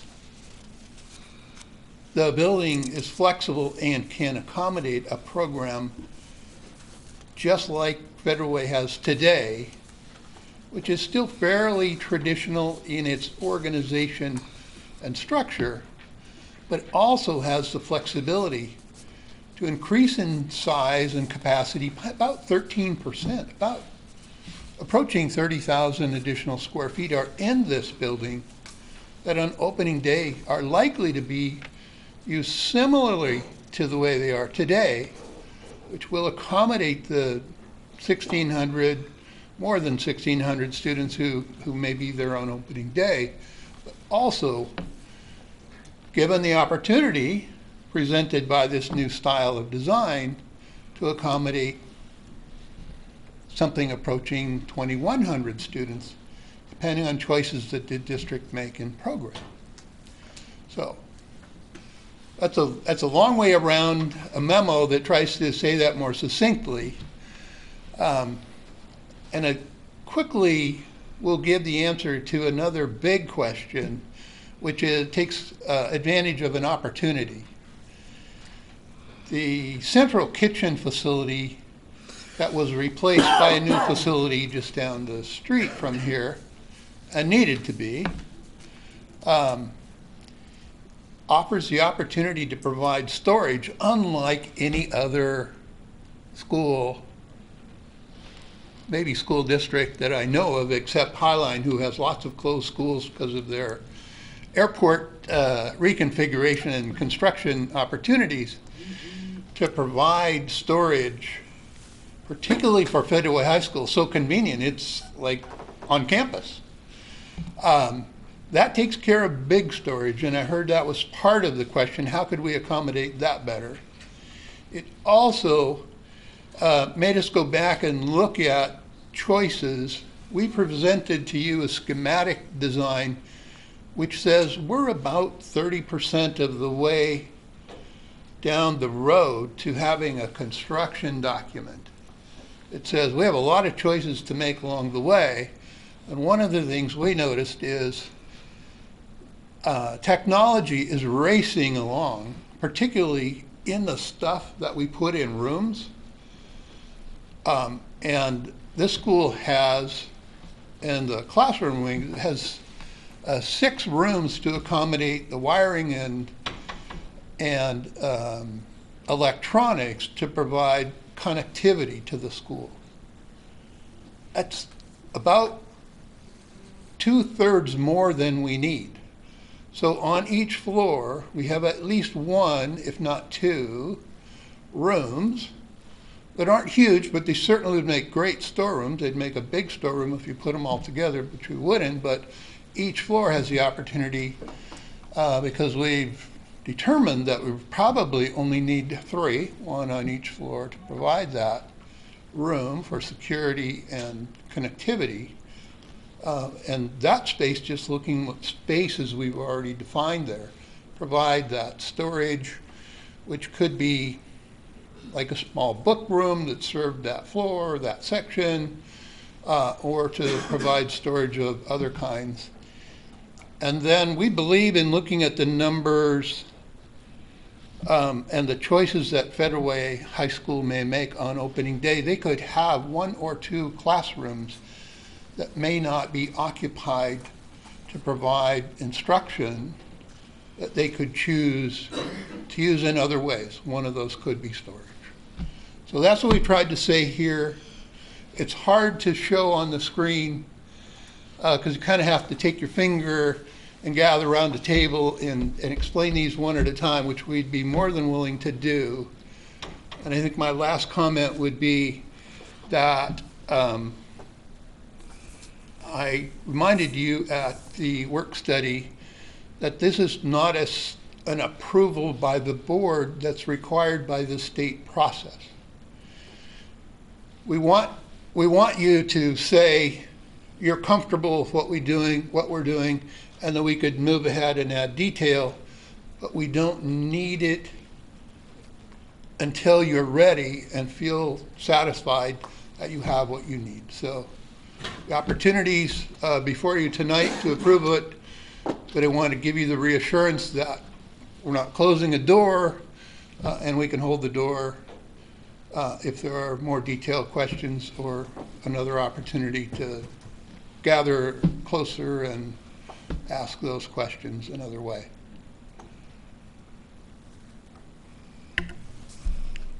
If my understanding presentation is done, is there any questions from the board? No, I appreciate the response to the question about space. And the fact is that in your response to the questions, you did answer that. And in addition to that, you put out the other option of the kitchen space, which was not part of the conversation at all. And I think that there are some very creative ways that may be different than we're used to right now to consider how we use that space and have it be accessible and not become what would be my junk drawer at home. Because I think that's the other thing. We fill to capacity whatever it is we have with whatever it is that we have. And we really need to think about if we're going to use that space, which I think is a grand thing to consider, that we figure out what that might look like in some kind of a systematic way and accessible way. But I think it's something to consider. Thank you. You're welcome. Rod, this morning I spent a good chunk of my morning up at Monroe at the high school up there, and they have had a rebuild recently too, and just wanted to get a feel for some of of course their building has been up for, I believe, 5 years is what the facilities director told us their new high school has been in place, and just wanted to get a feel for some of the problems that came up afterwards. And of course, unfortunately I was not able to attend the work study, and so I'm glad that we're not closing the door completely on this conversation. A few of the concerns that they have run into are security, and I'm just wondering, some time ago we asked for a report from the chief of police here in Federal Way to tell us what, in that partnership, that security looked like, and I'm just wondering if you've had any feedback on that and as it pertains to this. We did. They did a really wonderful job. And two different opportunities we had. In fact, the most significant input and great questions and comments and direction that they gave us was when we were choosing exactly where on the site it went. We had a long parking lot. They called it the 660-foot long parking lot that ran essentially along Pack Highway to the north. You'll notice in the current scheme, it's pulled down even a little bit below the where the swimming pool is. So making that parking more compact, pushing it to the west, and providing, I think the other thing in that was that at the time, we had Officer Green, who's been on the Federal Way campus for a number of years, as their on-campus Federal Way person. He said, I need a spot where I can, when kids are in transit in, out, or anytime during the day, pretty much see the entire site. And said it kind of wanted to be on the west side looking in, and we actually did a lot of reconfiguration of the shape of the school at that time, so you can see deep into the courtyards. He can see the parking, he can see the exiting.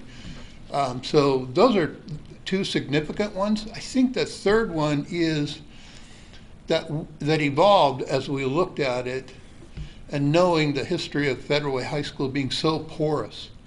You know, there's a myth that there's 70 some doors. I never really counted all the doors, but there were way too many outside access points. This school essentially has two.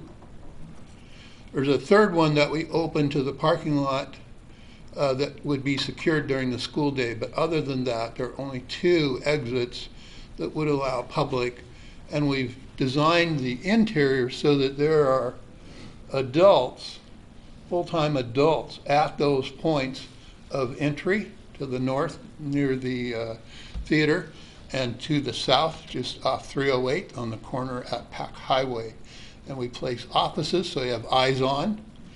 There are small openings. There are other doors around campus, But those are doors that are more easily controlled, lots of eyes on from inside. So I think those are three significant ones, and we continue to work with Dave Remham and show him drawings and take his input, and I know that he coordinates with the folks in Federal Way. So there's still lots of scary things to consider as we move ahead. Some of the images we have show that you can see in quite easily into places that will be occupied by children and adults. And that's a conversation and a worry that we'll have even after we build it. We want it to be open, welcoming, and safe, and we'll do everything we can to make that happen and still be a wonderful place where we're not hiding out, but we're safe. So with that flexibility, will there be continued community conversations moving forward? Are they scheduled? We've not scheduled yet because we needed to put our head down, get to here. But yes, now as we detail out, once we pass this mark, we have a scheme. We don't have to worry about shape so much, even though we have some significant changes to the plan that you may not notice, that we'll notice, that we've said, oh, now that we've heard that, that makes us think about this. But yes, and we'll roll it out as we had, and we're not on schedule now, but I know the superintendent has been anxious to keep up our rhythm of coming to the public, then coming to the board, presenting what we heard, then bringing it back for your approval, because there will be a set of approvals that you'll need to make as we move along as well. So yeah, it's a good rhythm. We haven't generated mass crowds, but we get 35 to 50 out each time, and that tells us things we need to know. So. Thank you. Directors, any more questions, comments? We can, yeah. We're going to show pretty pictures, because they are. It's a beautiful place. It is. There's sometimes when I'm feeling so lucky to be part of this design process for this school. And President Peterson, you did a great job a few meetings ago when you asked, is that it? And we hope that we demonstrated that. We just hadn't put that on there yet. Yeah. It's part of the scheme, but now that we see it, sometimes it's, as a resident of Federal Way, I'm sure it will be a significant place for Federal Way.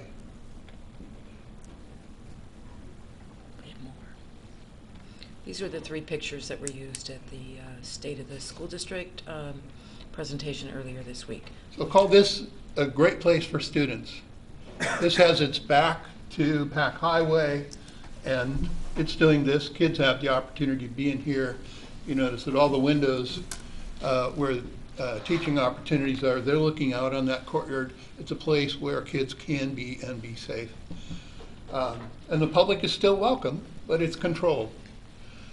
Which are the kinds of things we talked with Dave about.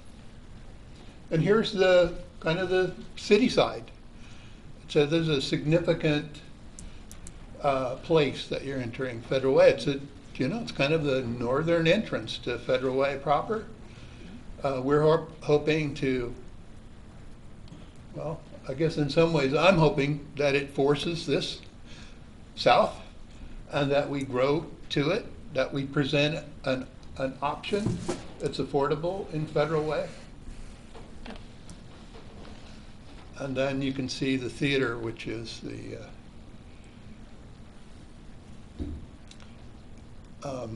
in order to get on budget, it's not going to be exactly that elegant. It will still have its prominence there. It will still be beautiful.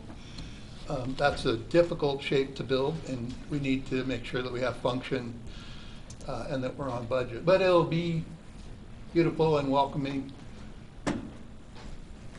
Great. I guess I'll just ask a question. I want to thank both of you for your responses to my questions this last week from the work study, and that with capacity of student capacity and also storage. You know, I know a long time ago we got rid of chalkboards, and I am grateful from the classroom, and everybody's worried about chalk and all that stuff, and it's terrible.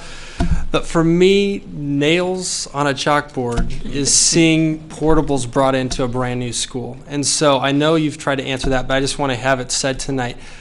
Can I be assured tonight in voting, approving this, that not in 5 years' time, I'm not going to be seeing semis pulling up and that beautiful student space that we were shown, we're rolling in portables because, you know, we wanted to have that capacity, but I just want to know that what we've talked about, and I think you've presented it well. I just want to hear it from you in this board meeting that that is so the case. I'm willing to make that commitment, but you have to remember we're rolling 20 portables on that site in order to do the construction and house students there. As long as you get rid of them at the end. So as long as you'll still allow that alternate housing while we're building the school, then yes. I think also it's important, and I think we heard that and we saw that at least shared at the work study, that there was opportunity and a place and a plan for expansion should there need to be. And as we continue this conversation and engage our community, I think it's important to note that we start with what we have. We do have opportunity for expansion on that site. It means that we would make some other changes as well, but there has been some thinking that that site is not at a capacity correct for the physical building space that could be on there as well. Is that not what was shared at the work study? No, and thank you for saying that again. I will remind us all that one of the skill sets that SRG architects have is that they primarily have worked on community college campuses. And public schools are an entity that typically doesn't do site master planning. We get a site, we build a school, we put on the fields, we take up all the space, and that's it. Working with SRG, the first thing that they did was say, that swimming pool is an opportunity. That gas station, that Jiffy Lube, that corner is an opportunity. Even though we don't own it or control it, we ought to have it in our master plan. And that kitchen is a huge opportunity. So the answer to how would you expand other than portables is there. It requires financing. It requires specifics as to how it gets programmed. But it's certainly unique in the work we've done in the last 15 years. It says, how would you do it if you were going to add to this campus? And I want to thank Director Wilson for bringing that up, because that was a thing I did appreciate about the design with those learning pods, how you can extend those. And future partnerships with other businesses, all that kind of stuff is definitely wide open as we move forward. So, but yeah. So one of the things I think that every school district is challenged by is what to do when programs change or enrollment fluctuates wildly in a particular area. And there are several solutions to doing that. Portables have always been the quote-unquote quick solution because you can install portables within a period of 6 months. So if you have a population fluctuation that you can't resolve through boundary changes, because that's your other quick solution, or you don't want to do through boundary changes, portables have been the typical fallback position, not just here in Federal Way, but everywhere. When we collect school impact fees from developers, they can only be used to create new capacity. I will tell you that the cost of a portable, not the building itself, but all of the design work, the landscaping, the permitting, the data cabling, all of the kinds of things that happen around a portable now are driving those portable costs up, so that now they're probably roughly 2/3 the cost of building permanent. It just takes longer to build permanent. So something for us to think about as a society, you know, are we willing to be uncomfortable for a couple years so that we have time to design and build permanent, or are we going to still go for that quick solution? And that's, of course, assuming you have money to do either one of those. But that's a different conversation. So I just, you know, wanted to let you know that there are valid reasons for providing additional classroom space through the concept of portables. I think that's a horrible name for them, for modular construction on a site. But I do understand what you are talking about, and I am confident, given the data that we have right now, the enrollment projections done by outside demographers, the enrollment projections done by OSPI, knowing what our current capacity looks like across all of our high schools, our choice enrollment, you know, our current program delivery, that we won't need portables at Federal Way High School in 5 years. So I just have one question, considering that the low-income housing that can grow that's being talked about put on 320th, which will go to Federal Way. Has that been taken into consideration in this? I mean, how that could impact and what that could bring? We have run student generation rate. That's the official term for estimating the number of students that will come from any housing development. And so we do that routinely every year when we start building budget for the next year. And I do have those numbers. I just didn't bring them with me tonight. Okay. I'm happy to forward that to you. You know, the other thing I want to mention is we have an entire school that's made up of modular portables. We do. And we have to be really careful about how we talk about a learning environment to make sure that students who are in those current facilities that may be defined as such don't believe that their educational opportunities or the quality of what they're getting is any less than any other student. And I just want to make sure we address that, because sitting in our audience, we have students that are in a campus of 7 or 8 or 9 portables, and they've never known anything different. Right. They've shared a lunchroom, they've shared a common space, they've never had their own school, and the important thing to them is their learning. And I understand we need to plan ahead for our populations, but I want to be really careful that we value and make sure that we continue to speak you know, really genuinely about what happens in that classroom. And the environment is everything, we know that.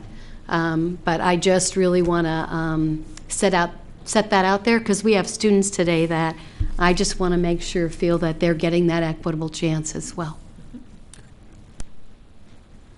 Absolutely, go ahead. I simply want to remind you that I am still concerned about student storage. So I'm not going to expect it to be answered right now, but as we continue on, I hope that that's still on the table. It is on the table, and I think the extreme would be that we have a locker for each student. We've said what students don't have the opportunity, and maybe don't have the opportunity at home, to safely store stuff or on the way. So we've accommodated that. We've accommodated PE. We've accommodated other kinds of performance, as we usually do. But the question around that came up clearly, somebody said, are you putting lockers here? I think that was someone from the audience at the work study. That is not something that we've heard favorably from Federal Way High School. It's not something we've put in any of our newly constructed schools since Todd Beamer. We don't have them there. But it's certainly, I think the superintendent did a good job of kind of entering that conversation about if you have 32 pounds of books, now is that the future? You know, so there's lots of questions over the next 6 months that we're going to wade into and get more certainty so we can come back and offer option A and B. Great. And that's what I appreciate about this building. It takes into consideration current and future education, what it's going to look like. And so thank you for taking all that into consideration. Any further comments, questions? Tonight we have before us a motion to approve the Federal Way High School schematic design. President Peterson, I move the Board of Education approve the Federal Way High School schematic design as presented at the work study on January 7th, 2014, and in the additional conversation tonight. So It's been moved. Is there a second? I second it. It's been moved and seconded. Any further discussion? Mr. President, I am going to abstain from the vote today as I have not had a chance to study the schematics. I just got those today. Great. Any further question, discussion? Hearing none, call for a vote. All in favor? Aye. All opposed? Motion passes. Thank you for your presentation.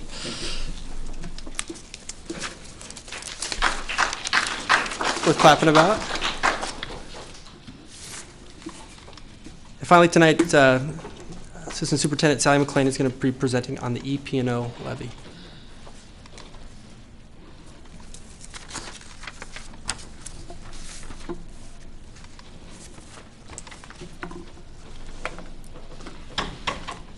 Good evening. Most of the information I'll be presenting this evening, I believe, has been information that's been shared with the board previously. I just want to take the opportunity to reinforce with each of you and with our broader community the importance of the Educational Programs and Operations Levy.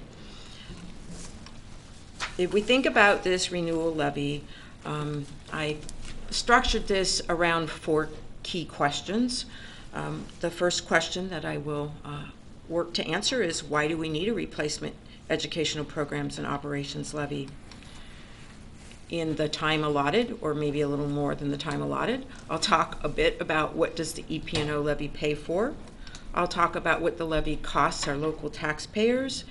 And I've added a question, given some of the conversations that have been occurring around the district, that I think it's important for us all to understand in terms of what happens if the levy fails on February 11th.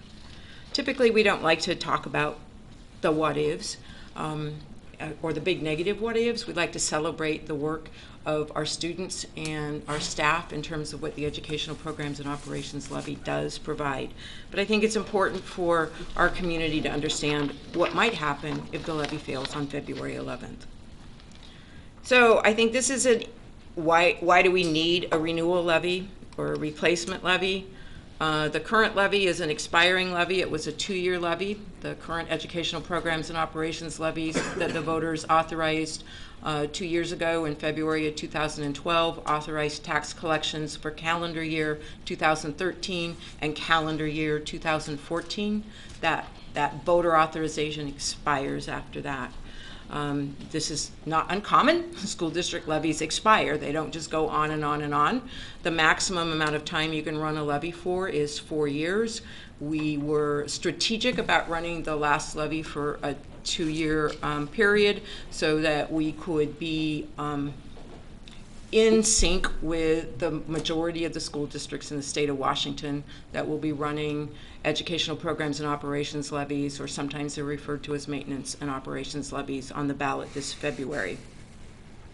Our levy pays for 1/5 or 20% of our daily operations. So when we talk about the general fund is the fund that pays for what most people think of as education. It pays for our day-to-day operations, pays for virtually all of our staff, pays for our utilities, pays for school bus transportation, pays for programs, pays for everything that people think of that they expect to have in the schoolhouse. And again, here's a visual representation of what 1/5 looks like in this diagram. I want to point out that what the board has placed in front of the voters on February 11th, 2014, this renewal levy allows current programs to continue. We're not asking for voter authorization for any more money. We're asking for voter authorization for the same $53 million that we asked for 2 years ago. We are, as I've characterized it in other places, putting all of our eggs in one basket. We're putting our eggs in that McCleary basket, and we are expecting the Washington State Legislature to comply with the Supreme Court decision, which says the state needs to make provisions to fully fund basic education, as defined by 49 pages of funding formulas, by 2017. And the reason, one of the reasons the court made that decision, the high court in this state made that decision, was because it was proven to them that local voters are paying a larger and larger portion of basic education. So educational programs and operations levies, while they're termed excess levies, really pay for an integral part of what we do every day. And we are expecting that the state will fulfill its obligation and will increase funding to K-12, and therefore we don't need to be asking our voters to continue to increase their contribution to the Federal Way School District. In a nutshell, what does the EP&O levy pay for? These are selected examples. They are not intended to represent the entire scope of what the levy pays for. But we know that the general fund pays for all of our costs related to athletics and activities. What does that mean? That means elementary track. That means middle school intramurals. That means all high school athletics. Now, we know kids do fundraising in the ASB, but still the bulk of the costs are carried by the general fund. Activities cover a wide range of things, whether they're those after-school computer clubs that don't exist, or the chess clubs, or drama, or even our evening music performances. The Educational Programs and Operations Levy supports all of those kinds of activities. We know we have a number of programs in our district that we have chosen to implement and sustain. They have proven results for us and do require local contribution that I believe is outside of what the state currently funds for these kinds of things. So even though the AmeriCorps program is a federally funded program, we have a local subsidy, roughly $500,000. It's a small investment to get 50 tutors for a year that work with students, but it's still $500,000. The Air Force JROTC, again, while federally funded, requires a local contribution. We know that our academic acceleration programs, the International Baccalaureate Program, the Middle Years Program, Cambridge, Advanced Placement, all of those programs require not only registration fees to continue to be offering those programs, but they require teacher training, they require student materials. We offer, as you've heard on many occasions, opportunities for our students in these academically accelerated programs to take their placement tests free of charge. Obviously, AVID has been an integral part of our college preparedness program, where we are a district that actually has 2 AVID demonstration schools, Totem Middle School and Federal Way High School. And more broadly, the EP&O levy provides additional supports for students. What does that mean? Well, currently, it costs us about $1.8 million above state funding to run yellow school buses. So it provides transportation to get students to and from school. It provides support for our English language learner program. Again, while we get mostly state funding for that, we provide in our current configuration about $1 million to support our English language learners. Because remember, our state only provides funding for students until they reach a 37% proficiency level in reading, and then they're considered able to be successful without additional supports. We know the EP&O levy helps support our programs for students with special needs, with individualized educational programs. So again, a snapshot of the kinds of things that the levy pays for. Another way to look at the things that the levy pays for, I talked about this before, is it pays directly for 8% of our classroom teachers. I'm not talking about librarians or counselors or instructional coaches. I'm talking about teachers working with students. It pays for 8% of our classroom teachers above and beyond the state funding formula. Without these teaching positions, class sizes would increase on average about 2. We know that in our state that there is a statewide salary schedule for teachers that controls the amount of money school districts pay their teachers for their base salary. We know that the state hasn't provided an increase on that statewide salary schedule since 2007-08. We know they also haven't adjusted salary allocations for the rest of the staff in the school districts either. When our state implemented a statewide salary schedule, they also created a concept of something that's called TRI, or time, responsibility, and incentive pay, that individual districts are allowed to negotiate or choose for how they spend that money. And it's important to note that 100% of our TRI, or time and responsibility, is paid for with local levy. Without these dollars, I don't know how we would be able to attract and retain the quality teaching staff that we have and that we continue to strive to have. We know that in our arena, that 16% of our classified staff is paid for by the local levy. That includes secretaries in the schools. It includes custodians, maintenance, grounds, security, and technology staff. Are we making some progress in this area through the new state funding formulas? Yes, but it's really teeny. It's really teeny. I mean, the new funding formulas, while they recognize the fact now that we have technology staff and security staff, unlike the funding formulas that were written in 1977, they're far away from fully funding what our needs are. I think another way to take a look at this is, again, using the quote-unquote prototypical school, which is what the new funding formula refers to. Instead of calling them the average school, they call them the prototypical school. For us, if we were, the EP&O levy pays for 6 teachers and 2 classified staff at the average elementary school, pays for 9 teachers and 2 classified staff at the average middle school, pays for 17 teachers and 6 classified staff at the high school. And that's at each school, not district-wide. How much will this renewal levy cost? This is a $53 million replacement levy. It's identical to the last voter authorization, and it stays the same in each of the 4 years. We're asking for the same $53 million in 2015, 16, 17, and 18. The estimated tax rate is $4.95. Again, it's identical to the last voter authorization.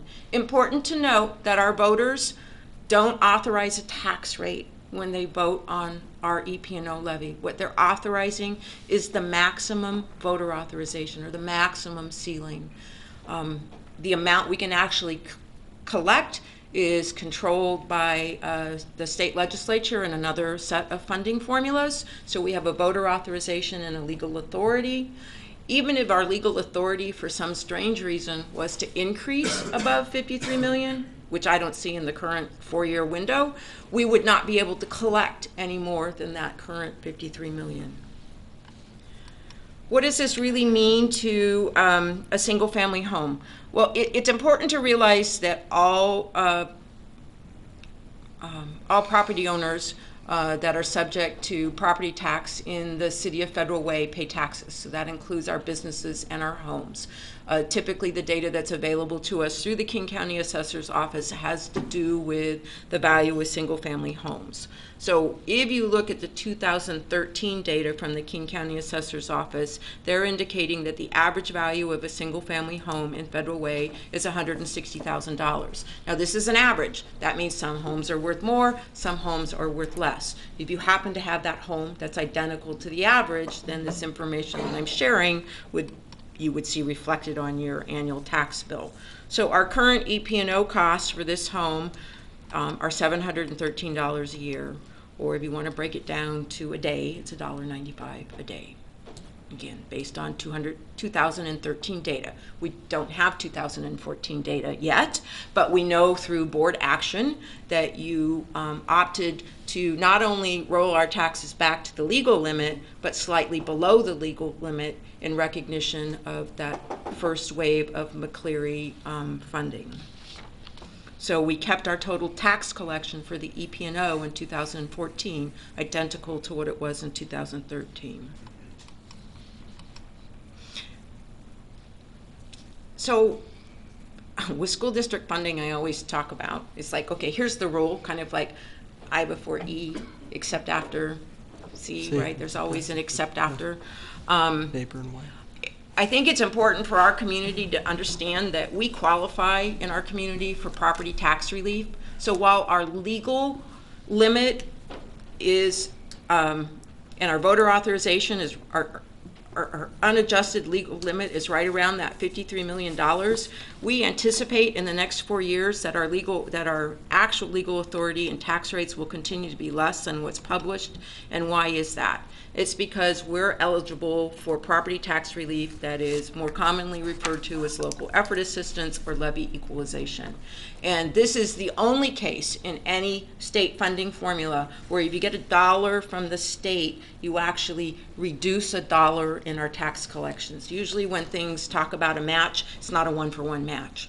Okay, but in this case, it actually is. For every $1 we get in property tax relief, we don't make that collection from the local voters. Currently, that property tax relief is about $9 million for us. It's not protected under the Washington State Constitution. It's not protected under McCleary, which is one of the reasons I recommend it to you, and you in turn put in the ballot that we continue to ask for that full amount, for that full $53 million, so that in the event we were to lose local effort assistance in the next 4 years, you would have an opportunity to talk about what you wanted to do.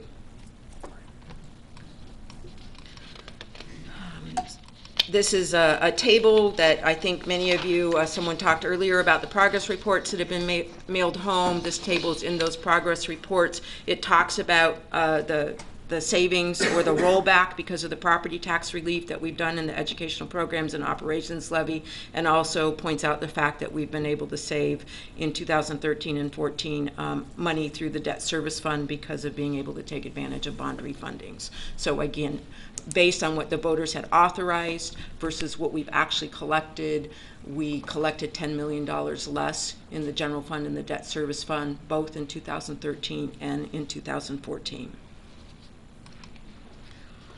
So now I'd like to spend just a little bit of time talking about what happens if the levy fails. Okay, there are only 4 election dates that any jurisdiction or can put a measure in front of the voters. The first, in a calendar year. The first one is February 11th. The second one is April 22nd. The third one is the August primary. And the fourth one is the November general election. I get asked on many occasions, why don't we run these levies in November? I would love to be able to do that. It would make a lot of sense.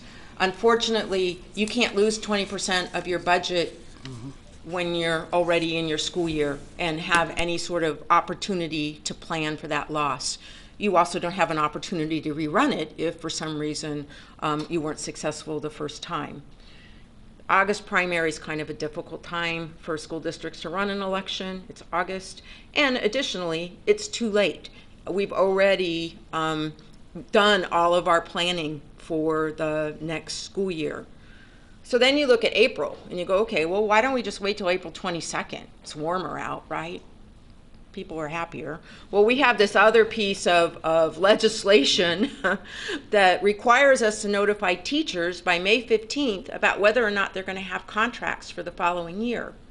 When 50% of your budget is spent on teachers, you can't not know whether or not you're going to have that funding. You can't, and between April 22nd and May 15th, there's not enough time to do a reasonable plan for what you might do. I mean, you literally would have to lay off hundreds of employees and then hope that if you ran in August and passed, you might be able to rehire all of them for a successful start of a school year that typically starts around Labor Day. So we look at February 11th, and we're not alone. Again, there are every school district will be running on February 11th. So that if we, for some unfortunate reason, don't get the required 50% plus 1 on February 11th, the superintendent has an opportunity, I have an opportunity to come back and have you consider placing the levy in front of the voters again on April 22nd, the next eligible election date. I think it's important to understand that King County charges all jurisdictions for election costs. So King County Elections Department is kind of a cost-neutral entity for King County. They charge all of their costs back to the jurisdictions that that are on the ballot. So every time we have a candidates on the ballot, or we have a ballot measure on the ballot, we get charged a proportionate share of those election costs. When we're kind of in a standalone election, like we would be if we were in an April election time, it would not be unexpected to see our election costs alone cost about $200,000. Now, they were topping out right around $250,000. We've seen them come down because of the conversion to all mail-in. You don't have to staff all the walk-in polls with poll workers. So we have seen them come down. I would expect this February, because we're on the ballot with a large number of districts, so that N, or that denominator, is large to distribute those costs to, that our actual costs in February will be lower, but we never really know what those are until we get the bill. But I know if we run an April standalone, that's going to cost us $200,000 to do. And that doesn't count any of the additional time, energy, or preparation of additional information that would go into running a levy between February 11th and April 22nd. You know, the superintendent may seriously consider hiring and spending freezes during this period of time. If you think about when recruiting occurs for newly graduated teachers, the prime hiring season is March and April. So it would be unfortunate to have a hiring freeze during that prime recruiting season, but it also wouldn't make a whole lot of sense to go out and hire a lot of teachers that you might then turn around and have to lay off on May 15th. And that would not just be true, obviously, with teachers, but with our classified staff, too. I think this is probably the most stunning thing to think about, is that we will literally begin preparing for a $30 million reduction. Now you're going, now wait a minute, why is it 30? I thought we were asking the voters for 53. We're collecting 45. How do you get from 45 to 30? Well, these levy collections are calendar year collections. So as we plan for 2014-15, the 2014 levy is already approved. So we would get the second half of the 2014 approval, but we would get nothing in 2015, or potentially nothing in 2015. So you get about 50% of your payment in the spring, 50% of your payment in the fall. So we would stand to lose $22 or $23 million in levy, but then you also lose your local effort assistance, because there's no property tax to relieve if you're not collecting a property tax. So just to help scope that $30 million, that's 3 times larger than anything we've experienced so far. 3 years ago, we did a $10 million reduction. $8 million of that was actual reductions. $2 million we covered through fund balance. So I could almost say a $30 million reduction might be almost 4 times bigger than anything we've done before. And there's other soft costs with failing a levy on February 11th. If you remember your Economics 101 class from college, they maybe talked about opportunity costs, but there are some things that are hard to measure. I mean, it has an impact. It has an impact on staff morale. It has an impact on how people view our community. And it will divert time and energy from instruction. And, you know, I just want to say, because it's a little gloomy and doomy for me, this community has been incredibly supportive of the school district's ballot propositions. And I want to say thank you. And I say thank you every opportunity that I have. We have to remember that in the middle of a Great Recession, we asked our community to increase their taxes to rebuild Federal Way High School, and they said yes. That's not insignificant. And what we're asking for now is a replacement or a renewal of the current levy with no anticipated tax increase. And we will hope that that the voters of our community will see fit to vote on February 11th. And that concludes my presentation this evening. Are there any questions or comments? Board members, comments? So I just want you to reiterate. I mean, part of what I've been hearing in the community is, we're upset about increases in salary, we're upset about travel, So when we talk again, I just want you to reiterate what the impact will be if we fail in level. Let's send the message as a community, and we fail it in February, and maybe then we'll approve it in April. What those costs are around that to compare to the costs that we may be upset about. If you look just at the direct costs from King County elections, which I estimate at $200,000, because that's consistent with what we've seen with past charges, that's in excess of the salary costs and travel costs that people indicate that they're upset about. Okay. And that's just, in my mind, a small piece of the impact of failing on February 11th. The bigger impact is actually having to go through some process to figure out how we might have to cut $30 million. It's not on my bucket list. Yeah. Thank you. Yeah. Sally, thank you for your presentation. Again, your expertise, your perspective, your ability just to make us all get honorary doctorate degrees. But by just listening to you and explaining, you are an asset to not only to us but our community and how and in understanding this. And so I thank you for that. You know, we're obviously appreciative of all the partnerships we have in our community to see this move forward. And yeah, I'm expecting good outcomes for this levy. So thank you.